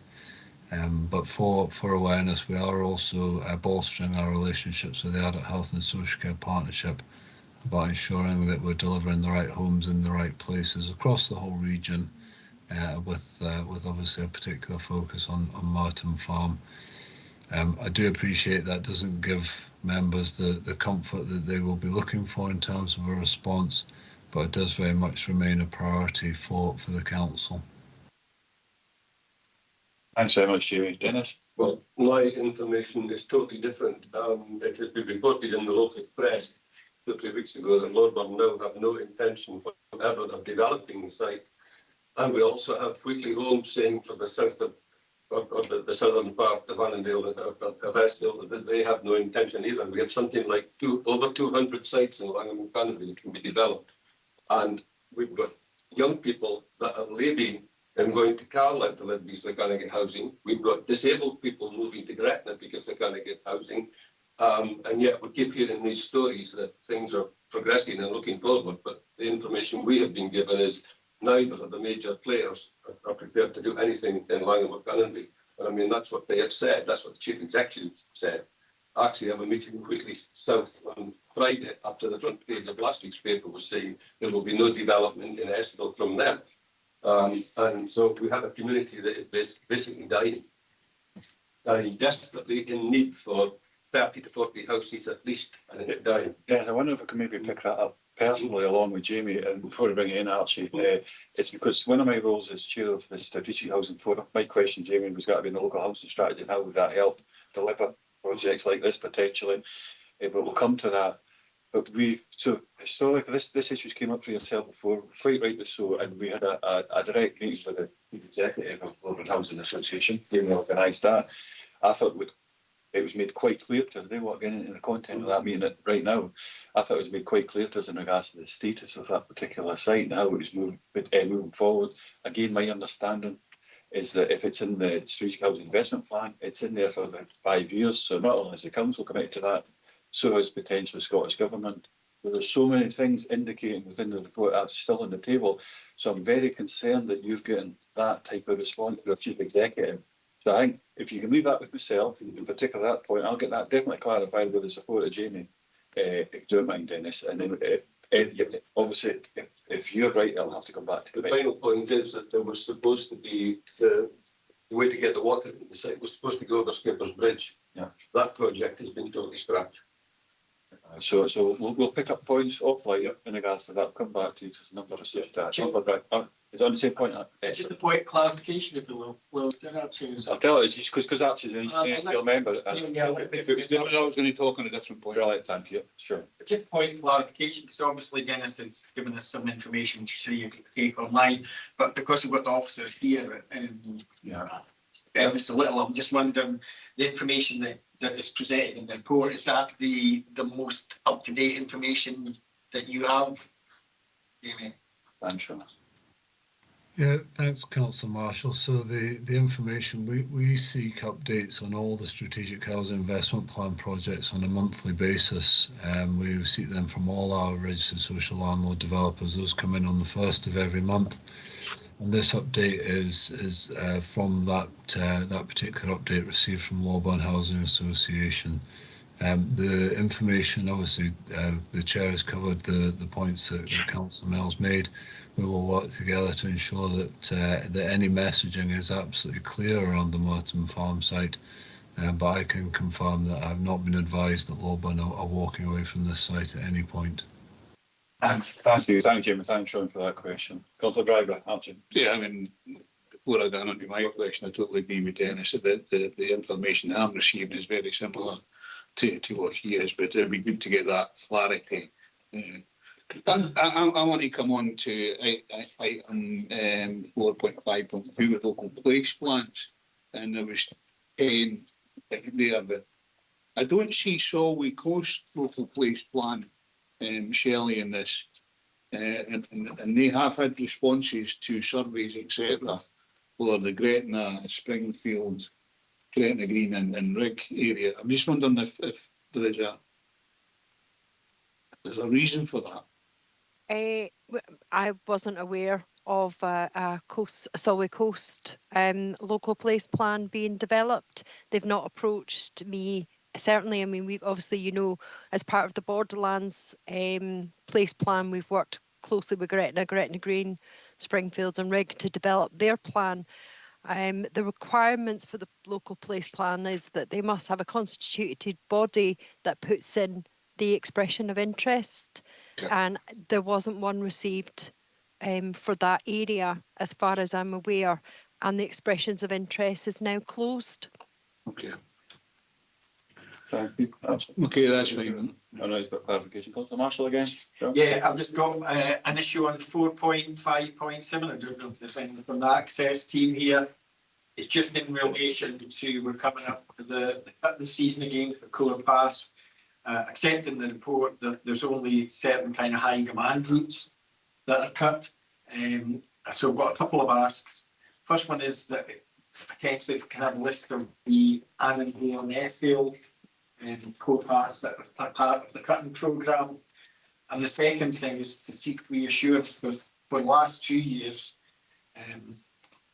I don't think we've actually, the first cut has not been until near the end of July. That's been due, from what the department said, was due to late tendering and technical difficulties with the tendering process, because by the end of July, some of these paths, it was, really high in the popular routes, especially after COVID. So it's just to kind of seek reassurance that the first cut will be certainly, a lot earlier in the season now that hopefully all the contract negotiations and been resolved with the contractors. I'm not sure who'll answer that. I'll just say, Chair, we can take that one away and have a chat with the access team just to come back to you with an update. What I've noted down there is just obviously the list of the Annandale and Eskdale paths that are in the cutting programme, and basically when is the first cut due on those, hopefully earlier in the season before the grass starts growing. Secondary by Archie. Yeah, can you make that an urgent action, please, Jamie, because it's getting to the walking season now, so it would be good to see that those paths are cut and cleared for people who like good walking for health and well-being purposes. Thank you very much. And I'll just remind members we've got any other company business today, so that's when the committee decide that what agenda items are going forward. That might be an appropriate one, because I did take up within the report. There's clear budget restraints, capacity issues, so on and so forth. A lot of talk about the community playback. I've seen volunteers out there as well, ex-public servants, particularly police, fire, people like that, cutting grass with their own machines and strimmers and such like. So I just think we need to. Yeah, just come back. Just quickly, it's just relevant because it mentions it all in the report, so it's appropriate to raise it here. But there is a cut programme. That's what I'm trying to emphasise. I think it is important, and therefore, if we need to discuss it, if we could actually look at it as a single agenda. So we've got Councillor Stephen Thompson next. I think I have Stephen. Thanks, Chair. Yeah, so a lot of similar, so it's a little bit about the outdoor access forum, which I think hasn't maybe been as active as it should have been. I think that's maybe on the way back to sort of being sort of staffed and sort of active. But there is an issue, it does sort of allude to it, presumably there in 4.5.7.3, where it's talking about rights of way and bridge replacements. There's a bit of an issue that was speaking best with Gallagher folks. The Lockerbie, which I think it's Crown Estate, Scotland thing, but it's part of a core path as well, and it's closed off. So there's it would be helpful if the outdoor access forum was there, so the collective members of the public and other stakeholders can have that up-to-date information more readily available at that point of contact. So maybe it's along the same sort of theme. Just on place plans though, we recognise the Moffat Place Plan recently committed. And I think the communities, I'd imagine this is similar for a few communities. So on the one hand, there's the planning element of the place plan and where it fits into the new, giving weight to local priorities for development in new LDP 3. And there's, I suppose, the aspirational elements of a place plan where the community thinks we would aspire to have these things happen in our place to develop our sense of place. And I think some communities, that they put in a place plan and think, well, suddenly the council is going to pick that up and be proactive in helping them achieve their place aspirations, but it doesn't really work like that. So it'd be helpful to get maybe a bit of a feedback from likes of Shelley, just to sort of see, well, where does the community go once they feel they've done the hard bit in the place plan?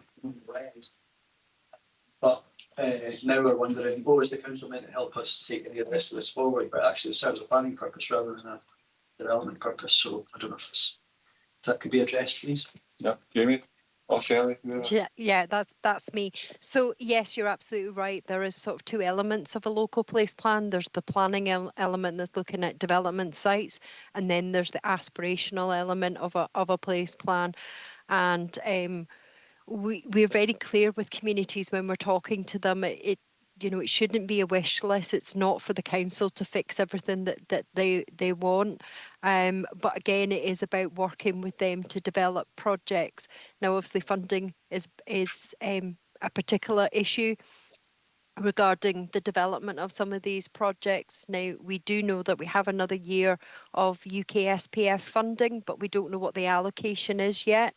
So there's potentially some funding there to support local place plans and some of the development that are in those place plans. So it's also up to the officers to support the communities going forward, whether that's about signposting to other organisations or signposting funding, and that's the work that we'll start undertaking once all of these are developed as well. That's helpful. Thank you for that. Yeah. Excellent, thanks so much. That's in relation to Is there anything else we do for the who's watching live streaming or whatever it may be? It's access, nice. And there is other lubricants. Noise member to the nice.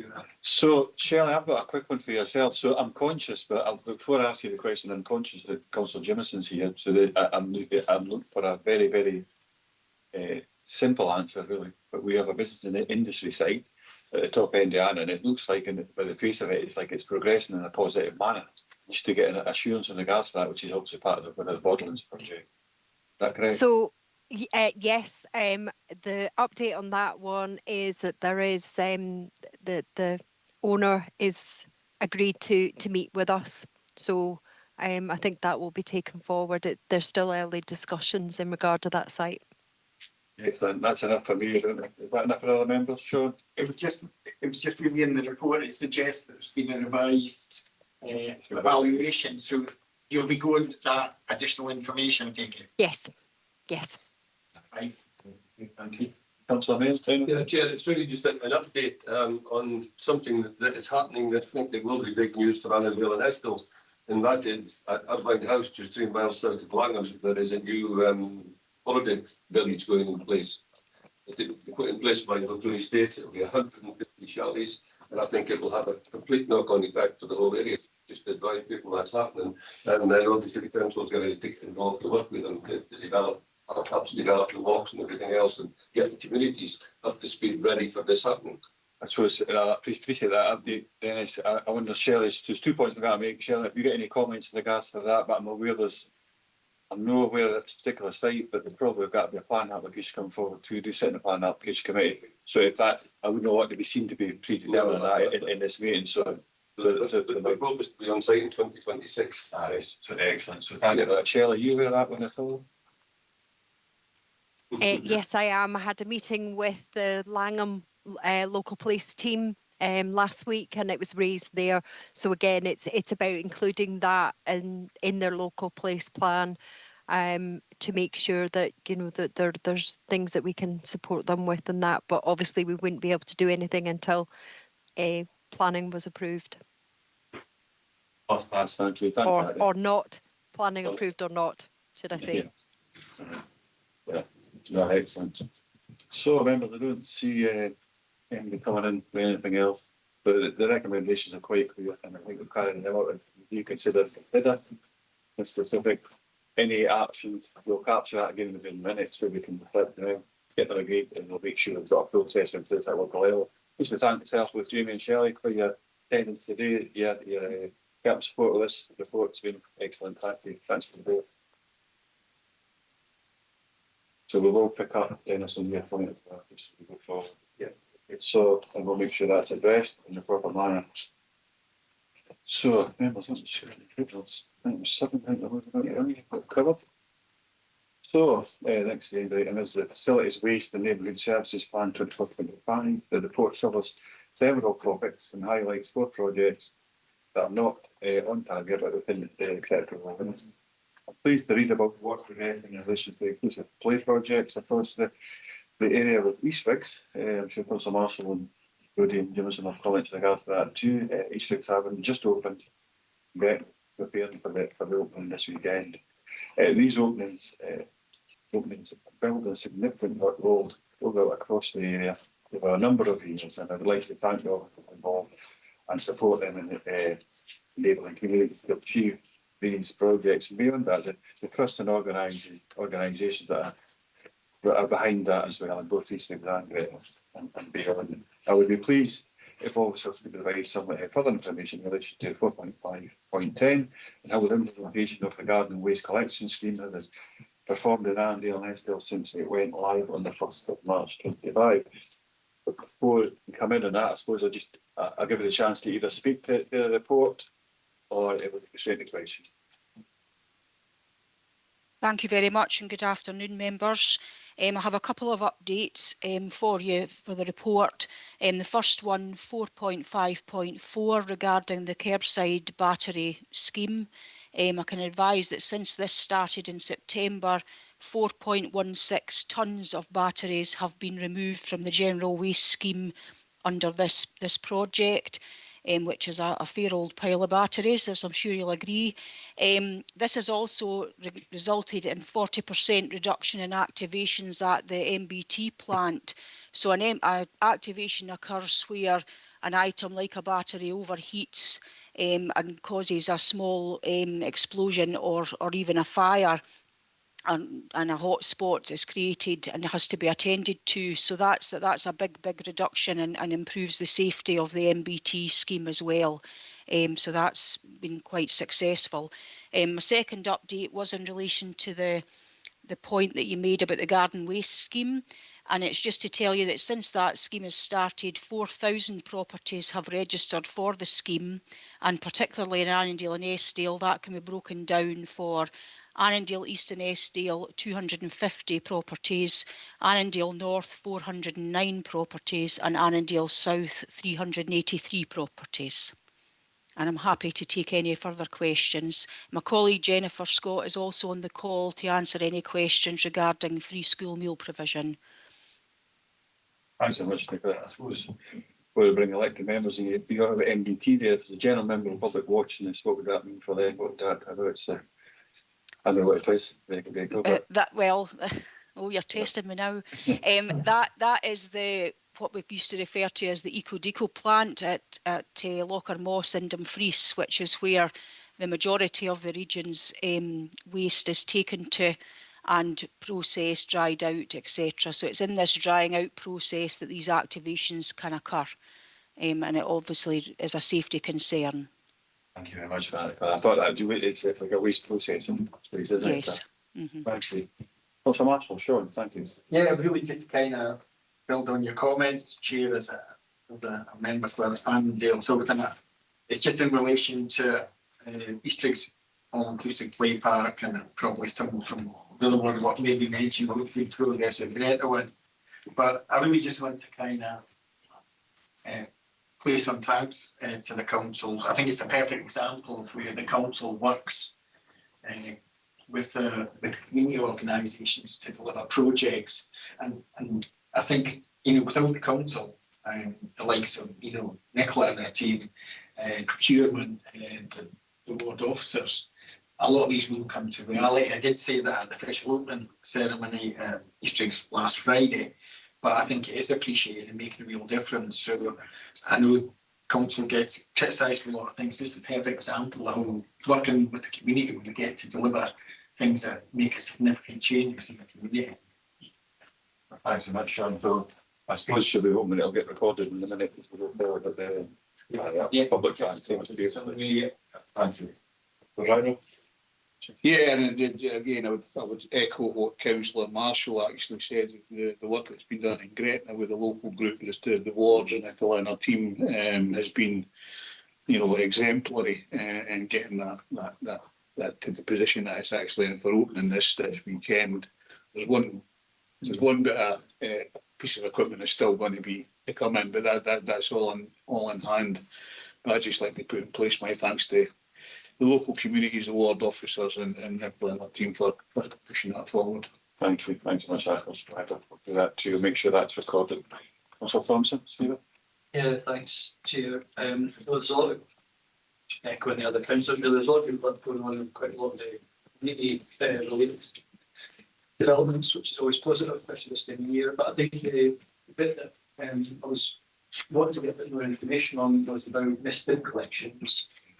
Because we do tend to get a number of emails just sort of saying there's been missed bin collection for whichever route it happens to be. It might be helpful to get at least a list or report of how often and what routes. I don't know what best form that would take. It's really just to inform us if there's particular routes or particular issues in Annandale and Eskdale that might warrant further attention, and just thinking of recommendations in terms of things that we might want to import as a matter of a service. So is that possible? Thank you, Chair. The waste service currently, if there's a missed bin problem with our refuse collection route, they normally do try to get that out on social media as soon as possible to advise residents, and also if there's any contingency plans in place to come back for the waste. But I can certainly. So am I right in thinking you're asking for information to be provided on the number of missed collections that there have been in Annandale and Eskdale broken down into wards for members? Is that something you were wanting to get in future? If that's possible, and obviously if other members are in agreement, but that would be something I would suggest, just so, because it might be a performance issue that we don't really know how to quantify at the moment, but we certainly get massive emails and that. And if it was of a significance, we might say actually we need to look at that performance more widely, and maybe even compare across localities, in case there's a pattern or something like that. So if that's possible, that'd be really helpful. Do the hotspots and such like that. I'll certainly take that back to the waste collection team and ask them about that, and we'll let you know. Sean, do you want to come in the same point? Yes, to the same point. I think Nicholas states that it becomes clear on social media. So do they register it on the council website as well? The reason why I'm asking is, I think if it's in the ward, the members all get notification of that, and it's usually obviously because of the times, something may have happened, so they can't do that. And as ward members will certainly, I try and use apps to get it out on Facebook pages like Annandale for Business, etc. District wards on as soon as possible. But I'm just wondering, has the council got a better way of? Because at the moment, I think that there's a reliance on when that information goes out to elected members, they can try and networking the local community, or is there something more the waste department can do to make sure that it reaches that? Because unless it goes on some of the local pages, a lot of people don't know that it's went out on the Dumfries and Galloway website unless there was an alert or something built in the system that could notify people in the specific area. Thank you. I'm not very sure about that. I'll go back to the waste team and ask them that, and I'll get a clear information for members as to how they deal with this situation, and if there's anything further that can enhance it to get it to local groups as well. Because I've seen it myself on the Dumfries and Galloway Council Facebook page alerting, but yes, it might be good if it could go to other local groups as well, in case anybody isn't registered with the Dumfries and Galloway one. I'll take that back and we'll come back to members with that. Thanks, Councillor Thompson. Want to come back in? Stephen? Yeah, no, that's really helpful. I would like to say it might turn out to be not as big a problem as you think, or maybe it is, so I don't know. And the other thing is just on the garden waste collection rollout. I think the figure you said there was 4,000, and then you gave the breakdown for each of the Annandale and Eskdale wards, which is helpful. What sort of target are we expecting for Annandale and Eskdale to meet this sort of cost recovery level that was set out in the ambition when the service was rolled out? I'm afraid I don't have the answer to that question, Councillor Thompson, but again, I can go back and ask the team responsible for that to feed that back to members. I don't know that level of detail myself. Thank you. And thank you very much for that question, Stephen. Nick, I thought what in the back of mind with predominantly the things used to be either human resource capacity issue or breakdowns of lorries. That was ultimately it. So is it still the same? Because I think we made a large investment in regards to the RCVs or bin lorries, in other words. So It does in the main tend to be vehicle breakdowns that is mostly the issues that I'm aware of. Occasionally there are some issues with staffing resource, but quite often community assets teams will step in to help there and try and cover the service as far as possible. But there have been occasions where it's been staff issues, but more commonly it is vehicle issues. Keen to see that kind of level of information, not massively, but to get an idea, because we'll recommend back up to the service committee as we can. And if it's under capacity, whether it's poor vehicles or whether it's a lack of people on the ground, that's potentially a recommendation we could make back up. But it might be, so it might fall on deaf ears, it might not, it might be good the budget process, but just for thinking how we can resolve things. Councillor Marshall? Sure. Yeah, they're the two main ones, but I have seen recently as well access being blocked, etc., which can actually stop some to more rural locations. So it'd be good to get what other general ones apart from the two main ones that you mentioned. Right, okay, thanks for that, Chantal. Stephen? Yeah, just to get my money's worth.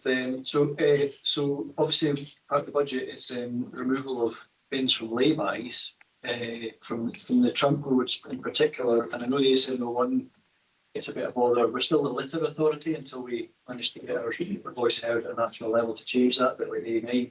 But for trunk roads in particular, are we optimising the service to then be able to collect the litter from the laybys, which we have to do anyway, given that we maybe are going to be asked to pay more attention to those laybys because the bins won't be there in the coming year?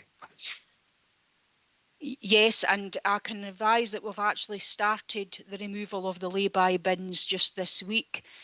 What we're doing is we're doing a collective team effort between the waste service and community assets, and going out in teams to remove the bin from the lay-by, litter pick all visible litter, and if the lay-by is looking particularly straggly, they're also going to trim the grass to make sure it's quite clear, the area of the lay-by.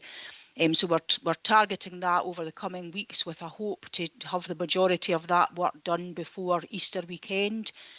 Some of the lay-bys are in a deplorable condition at the moment, and we wanted to get all that cleared prior to the Easter weekend, so we have actively started on that. Going forward, community assets teams will be having a presence in the lay-bys every 2 to 3 weeks. We're going to aim for to try and keep litter litter levels down, and we'll also be recording the amount of litter that is collected in order to determine whether it's working as a scheme to reduce overall the amount of litter, which is what happened with the A75 work that was done a few years ago. Over time, the amount of litter deposited in the laybys did start to reduce once the bins were taken away. Also, as part of our litter strategy development work that we're going to be doing, we're also going to be giving some attention to larger laybys where there's a frequent use by the haulage industry, parking overnight, etc., and explore the possibility of installing funnel bins in some of those laybys to try and cope with any litter that comes from lorries in particular. To try and cope with that. So we'll be continuing to work on all of those things as we go forward, and we can update members as we go along with that. So thank you. It'd be great if that could be separated between trunk roads and local authority roads, because that will obviously help inform our lobbying position in terms of COSLA, in terms of getting the Transport Scotland or the relevant contractor to take on responsibility for litter, because obviously it's a resource drain on us just now for those roads.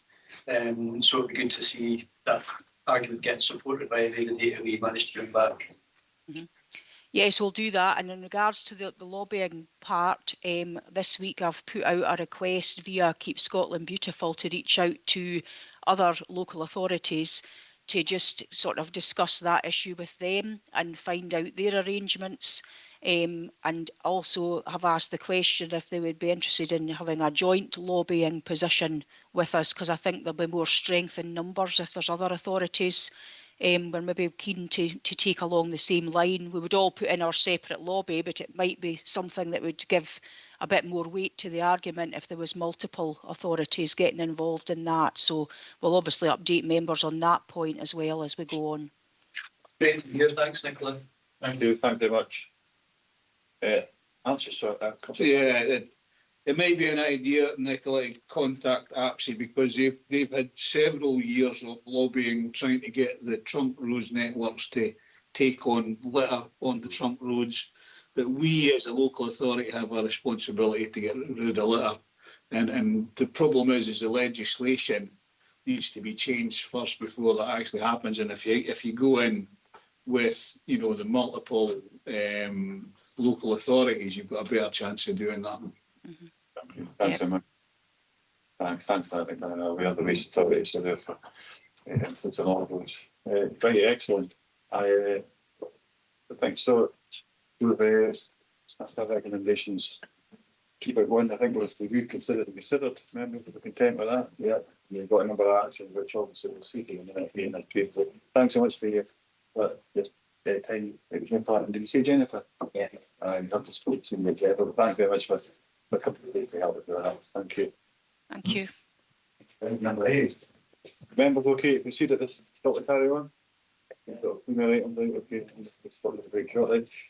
So next agenda item is the Transport Infrastructure Service Plan 24-25. The report of Kevin Morrison here within the teams to answer any members' questions, to address any members' comments. Kevin, there's a lot of detail about the rollout of the 20 mile an hour speed limit programme, the assessments now being undertaken for Gretna and Johnson Bridge. There's also information relating to Langham, which is a bit further advanced, and it states that 4.5.13 that the rollout in Langham is anticipated for the end of March. Could you update members where this is given we are nearing the end of the month? Yes, thank you, Chair, and through yourself. Good afternoon, members. Thanks for giving me the opportunity to update you on the 20 miles an hour temporary traffic regulation order for Langham.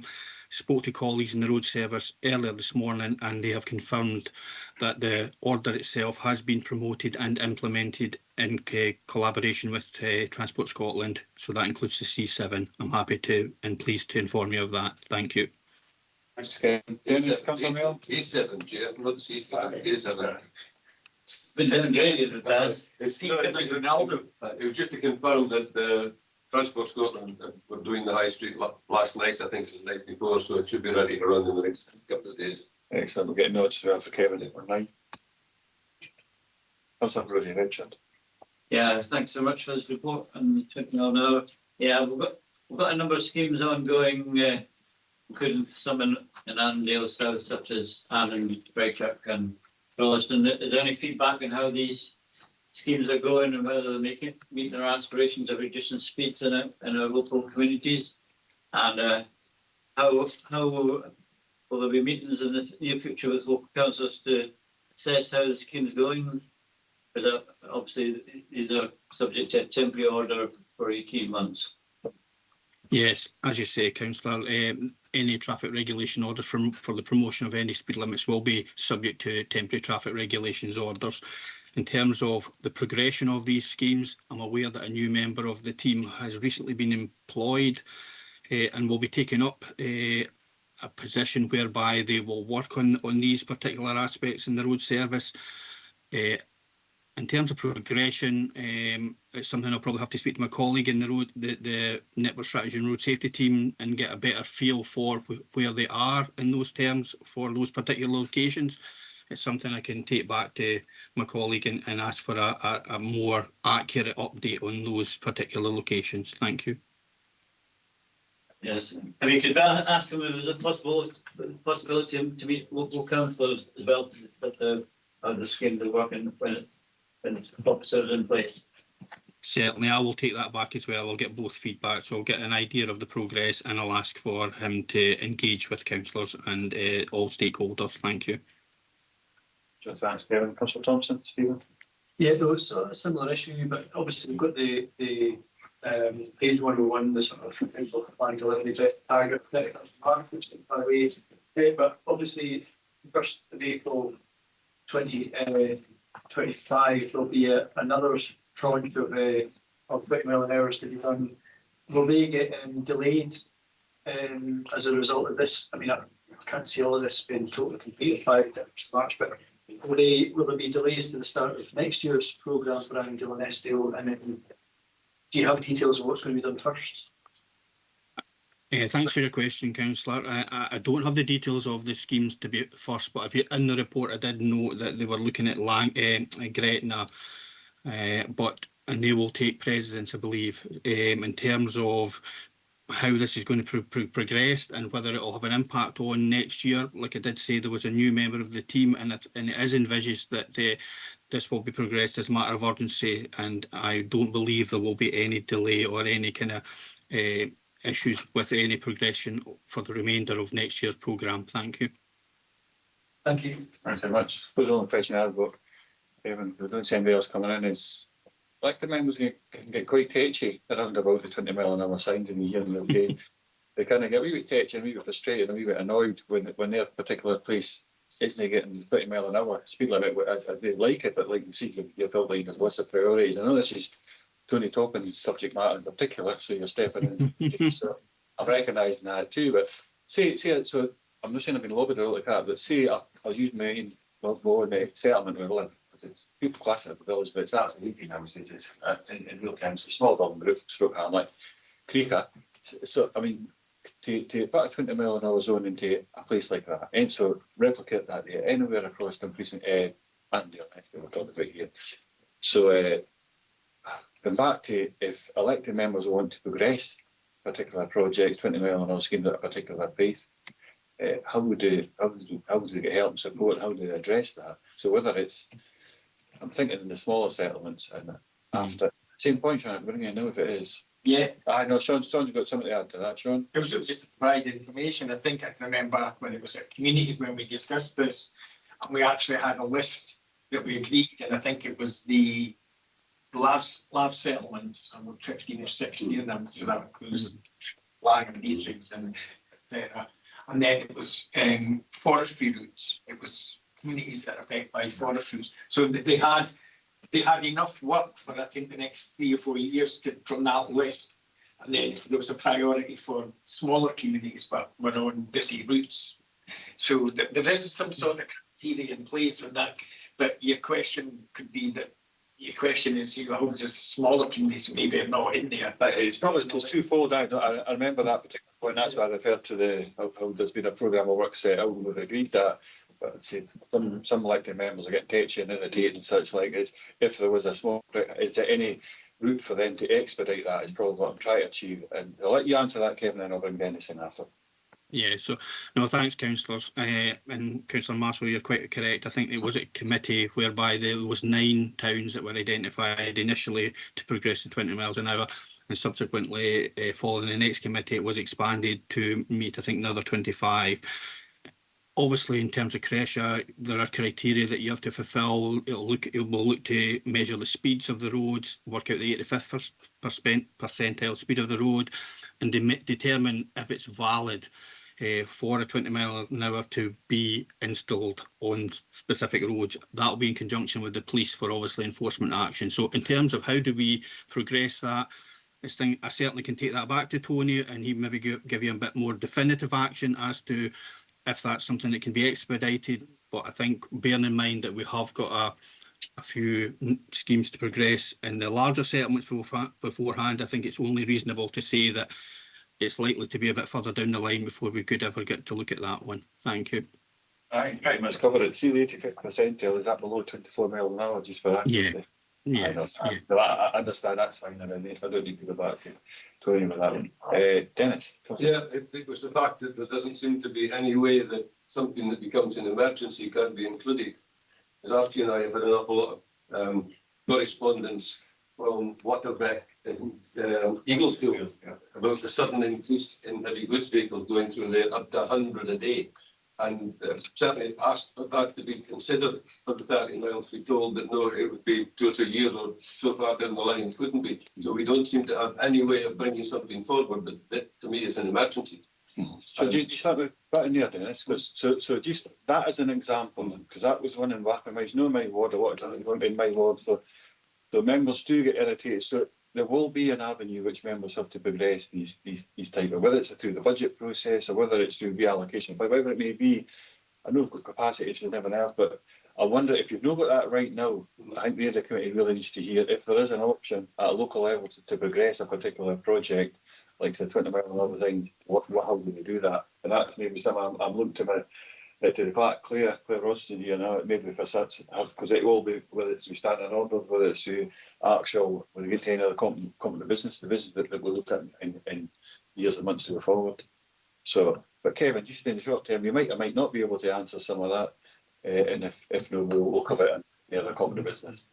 Yeah, so thanks for the question. Obviously, in terms of emergency, there is recourse through the Road Scotland Act and the traffic regulations orders for carrying out emergency works. But again, it has to be on its merit, and it would be something that my colleagues within the road safety team would look at and discuss.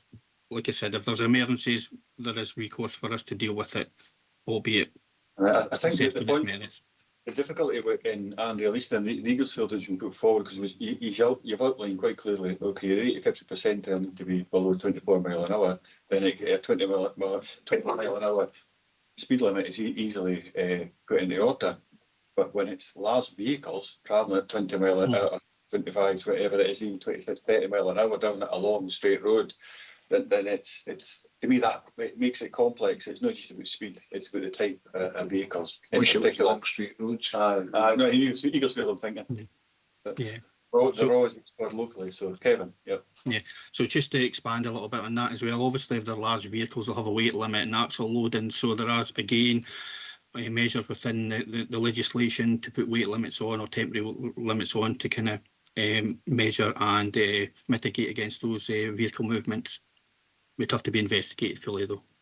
So we'll come back. Archie and I have investigated fully. We've had several meetings with officers and community council, and we've got nowhere. No, so, but I think there is a mechanism. It just is difficult. It's how we allocate the budget soon and so forth. And I think we've outlined to a degree. But Councillor Brody, Richard. Yeah, I was going to whisper something to Dennis, but the next one I brought up, I would have picked up anyway. So I'll share it with you.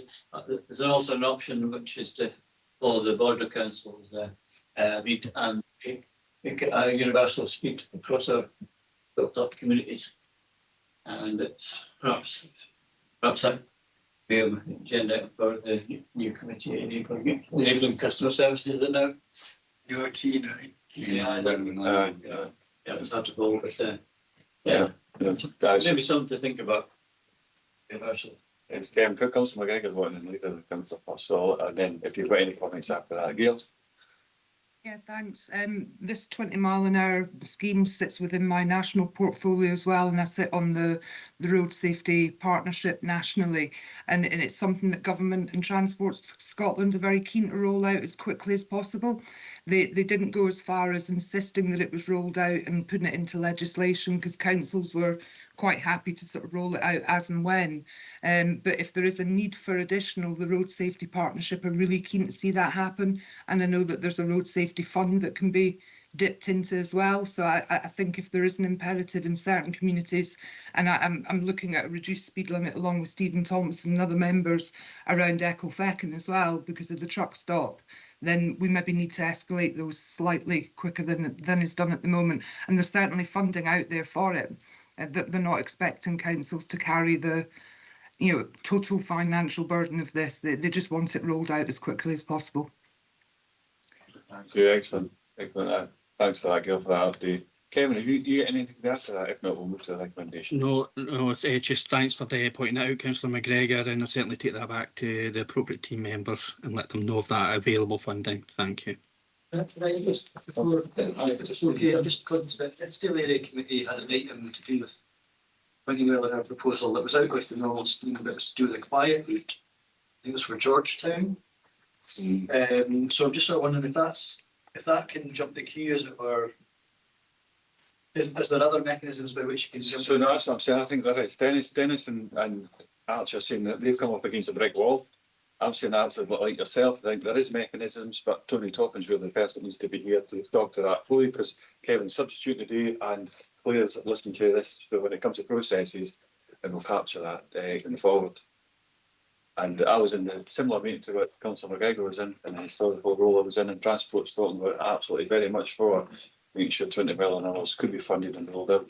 He was absolutely correct in what she's saying, but I think it's probably a complete subject matter. So any other corporate business will pick that up properly. Thank you. I mean, it could be it's a reduction from a mainstream to 30, but I think there's other flexibilities within that. I was looking at speed limits, but I think it's going to cut into the same team's work that's doing the friendlies. Yeah.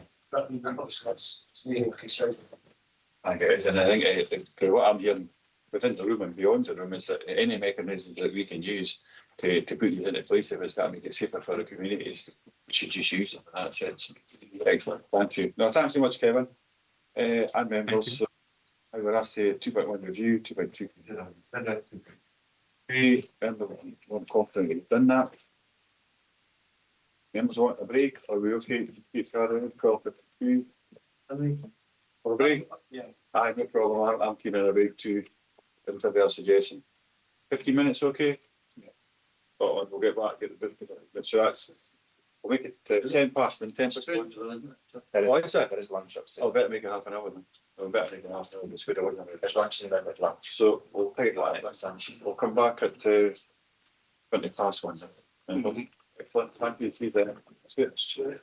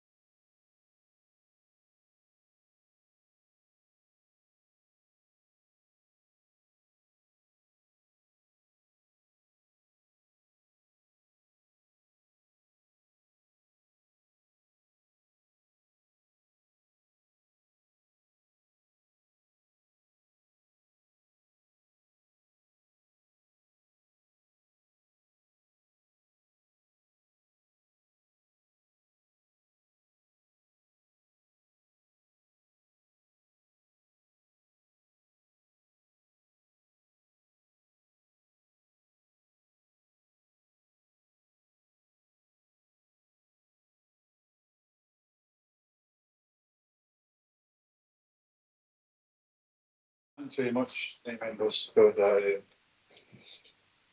expedited lunch break, so to speak. And I think we're back on to item number 9, I think, is it? Yeah, excellent. When we get prepared, so people, so we get organised and looking a wee bit. There we go.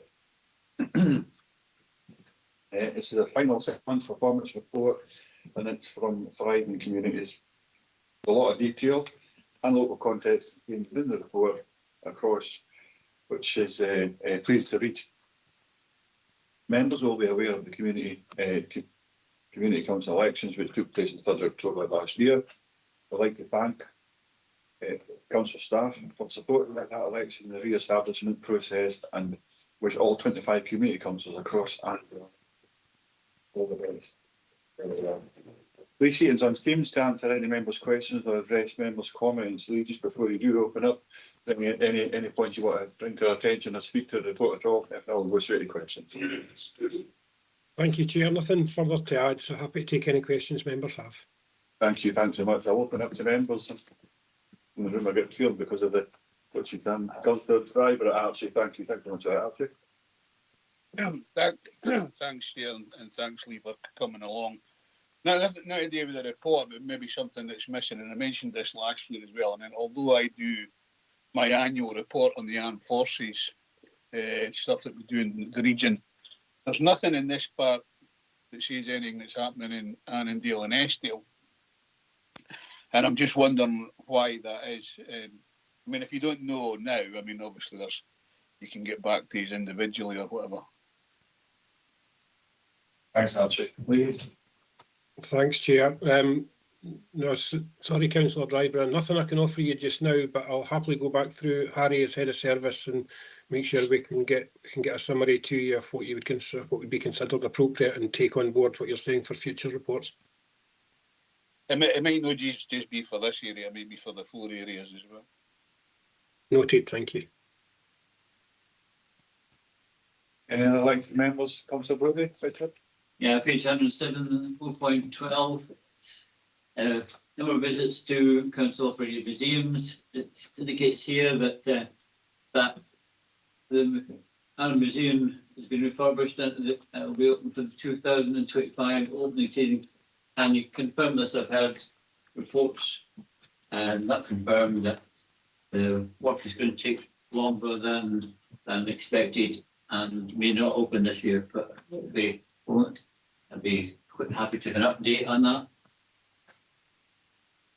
Thank you, Councillor Brody. So through you, Chair, I actually had an update from our colleagues in Property and Architects this morning. So I'm pleased to confirm work is progressing well. There is an estimated 2-week delay in relation to some of the roof works, but expected reopening and handover for us is scheduled for beginning of June and ready for a summer season. Thank you.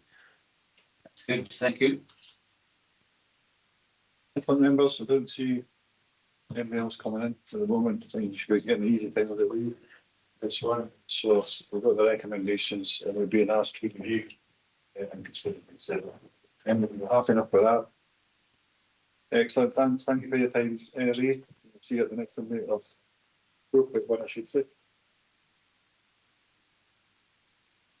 Next number 10, we're moving on to it. Right. Just get a recycle, just go with the light mic and it's picking up everything. Oh, geez. That's right. Usually goes to my hearing aids. Our next item is Daniel Annandale and Eskdale, the committee discussing the budget 24-25 monitoring report. I'm delighted to read about the positive impact the committee discussion the budget is having across our priority areas over the last year. Jim Nicholson she's here with us to answer any questions, and I'll open it members for discussion. But just before I do that, Jamie, anything like that? Yeah, what you before. Nothing to add to the report, Chair. Thank you, thank you. Thank you very much for that, members. Any particular questions? I touched on something. It was away from what we're coming aware of. Yes, it was completely but it's probably for clarity at this right time. So the part of grant funding over the year. I like the members get a small sum of money that they put to themselves. But it seems like it's been the corporate part of the council. We historically have been able to roll that over. It seems to be tightening down in that for some reason. So I just wondered if we need to make a firm decision in regards to it. I still think we should have the ability to roll that over. Well, that's Matt right back. I'm going to come to Brian to come in as well. So, any comments on that? Certainly. So just as an update, I think previous years you're correct that we've been able to roll over, but the information that we have received of recent is that due to us not agreeing the discretionary budget or in May this year, therefore we would be in a position to roll it over. However, if we can get clarity on that, I'll come back to the members and make them aware of what the situation and how it stands. I say, if you don't mind, I think if elected members, if you're okay, me speaking on your behalf, our preference is that we still have that roads over. Is that the conversation, Stevie, if that's okay? Certainly. Right, thank you. Thank you much. Councillor Driver, yes, answer.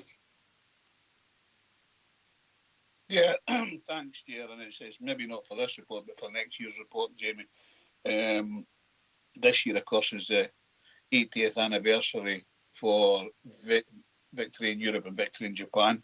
And we're going to be doing things around the local communities. So it might be an idea to see if any communities are doing anything like laying wreaths or whatever on behalf of that 80th anniversary for next year's report.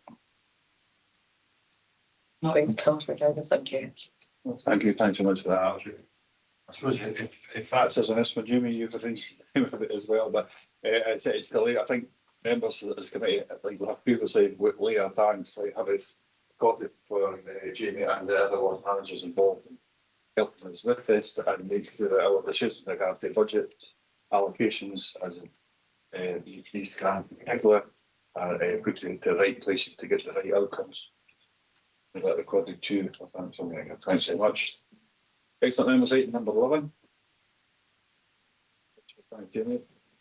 Is a road network management Phoenix Street naming development on north of Plain Drive, Johnson Bridge, before the internet system, the extra transport infrastructure.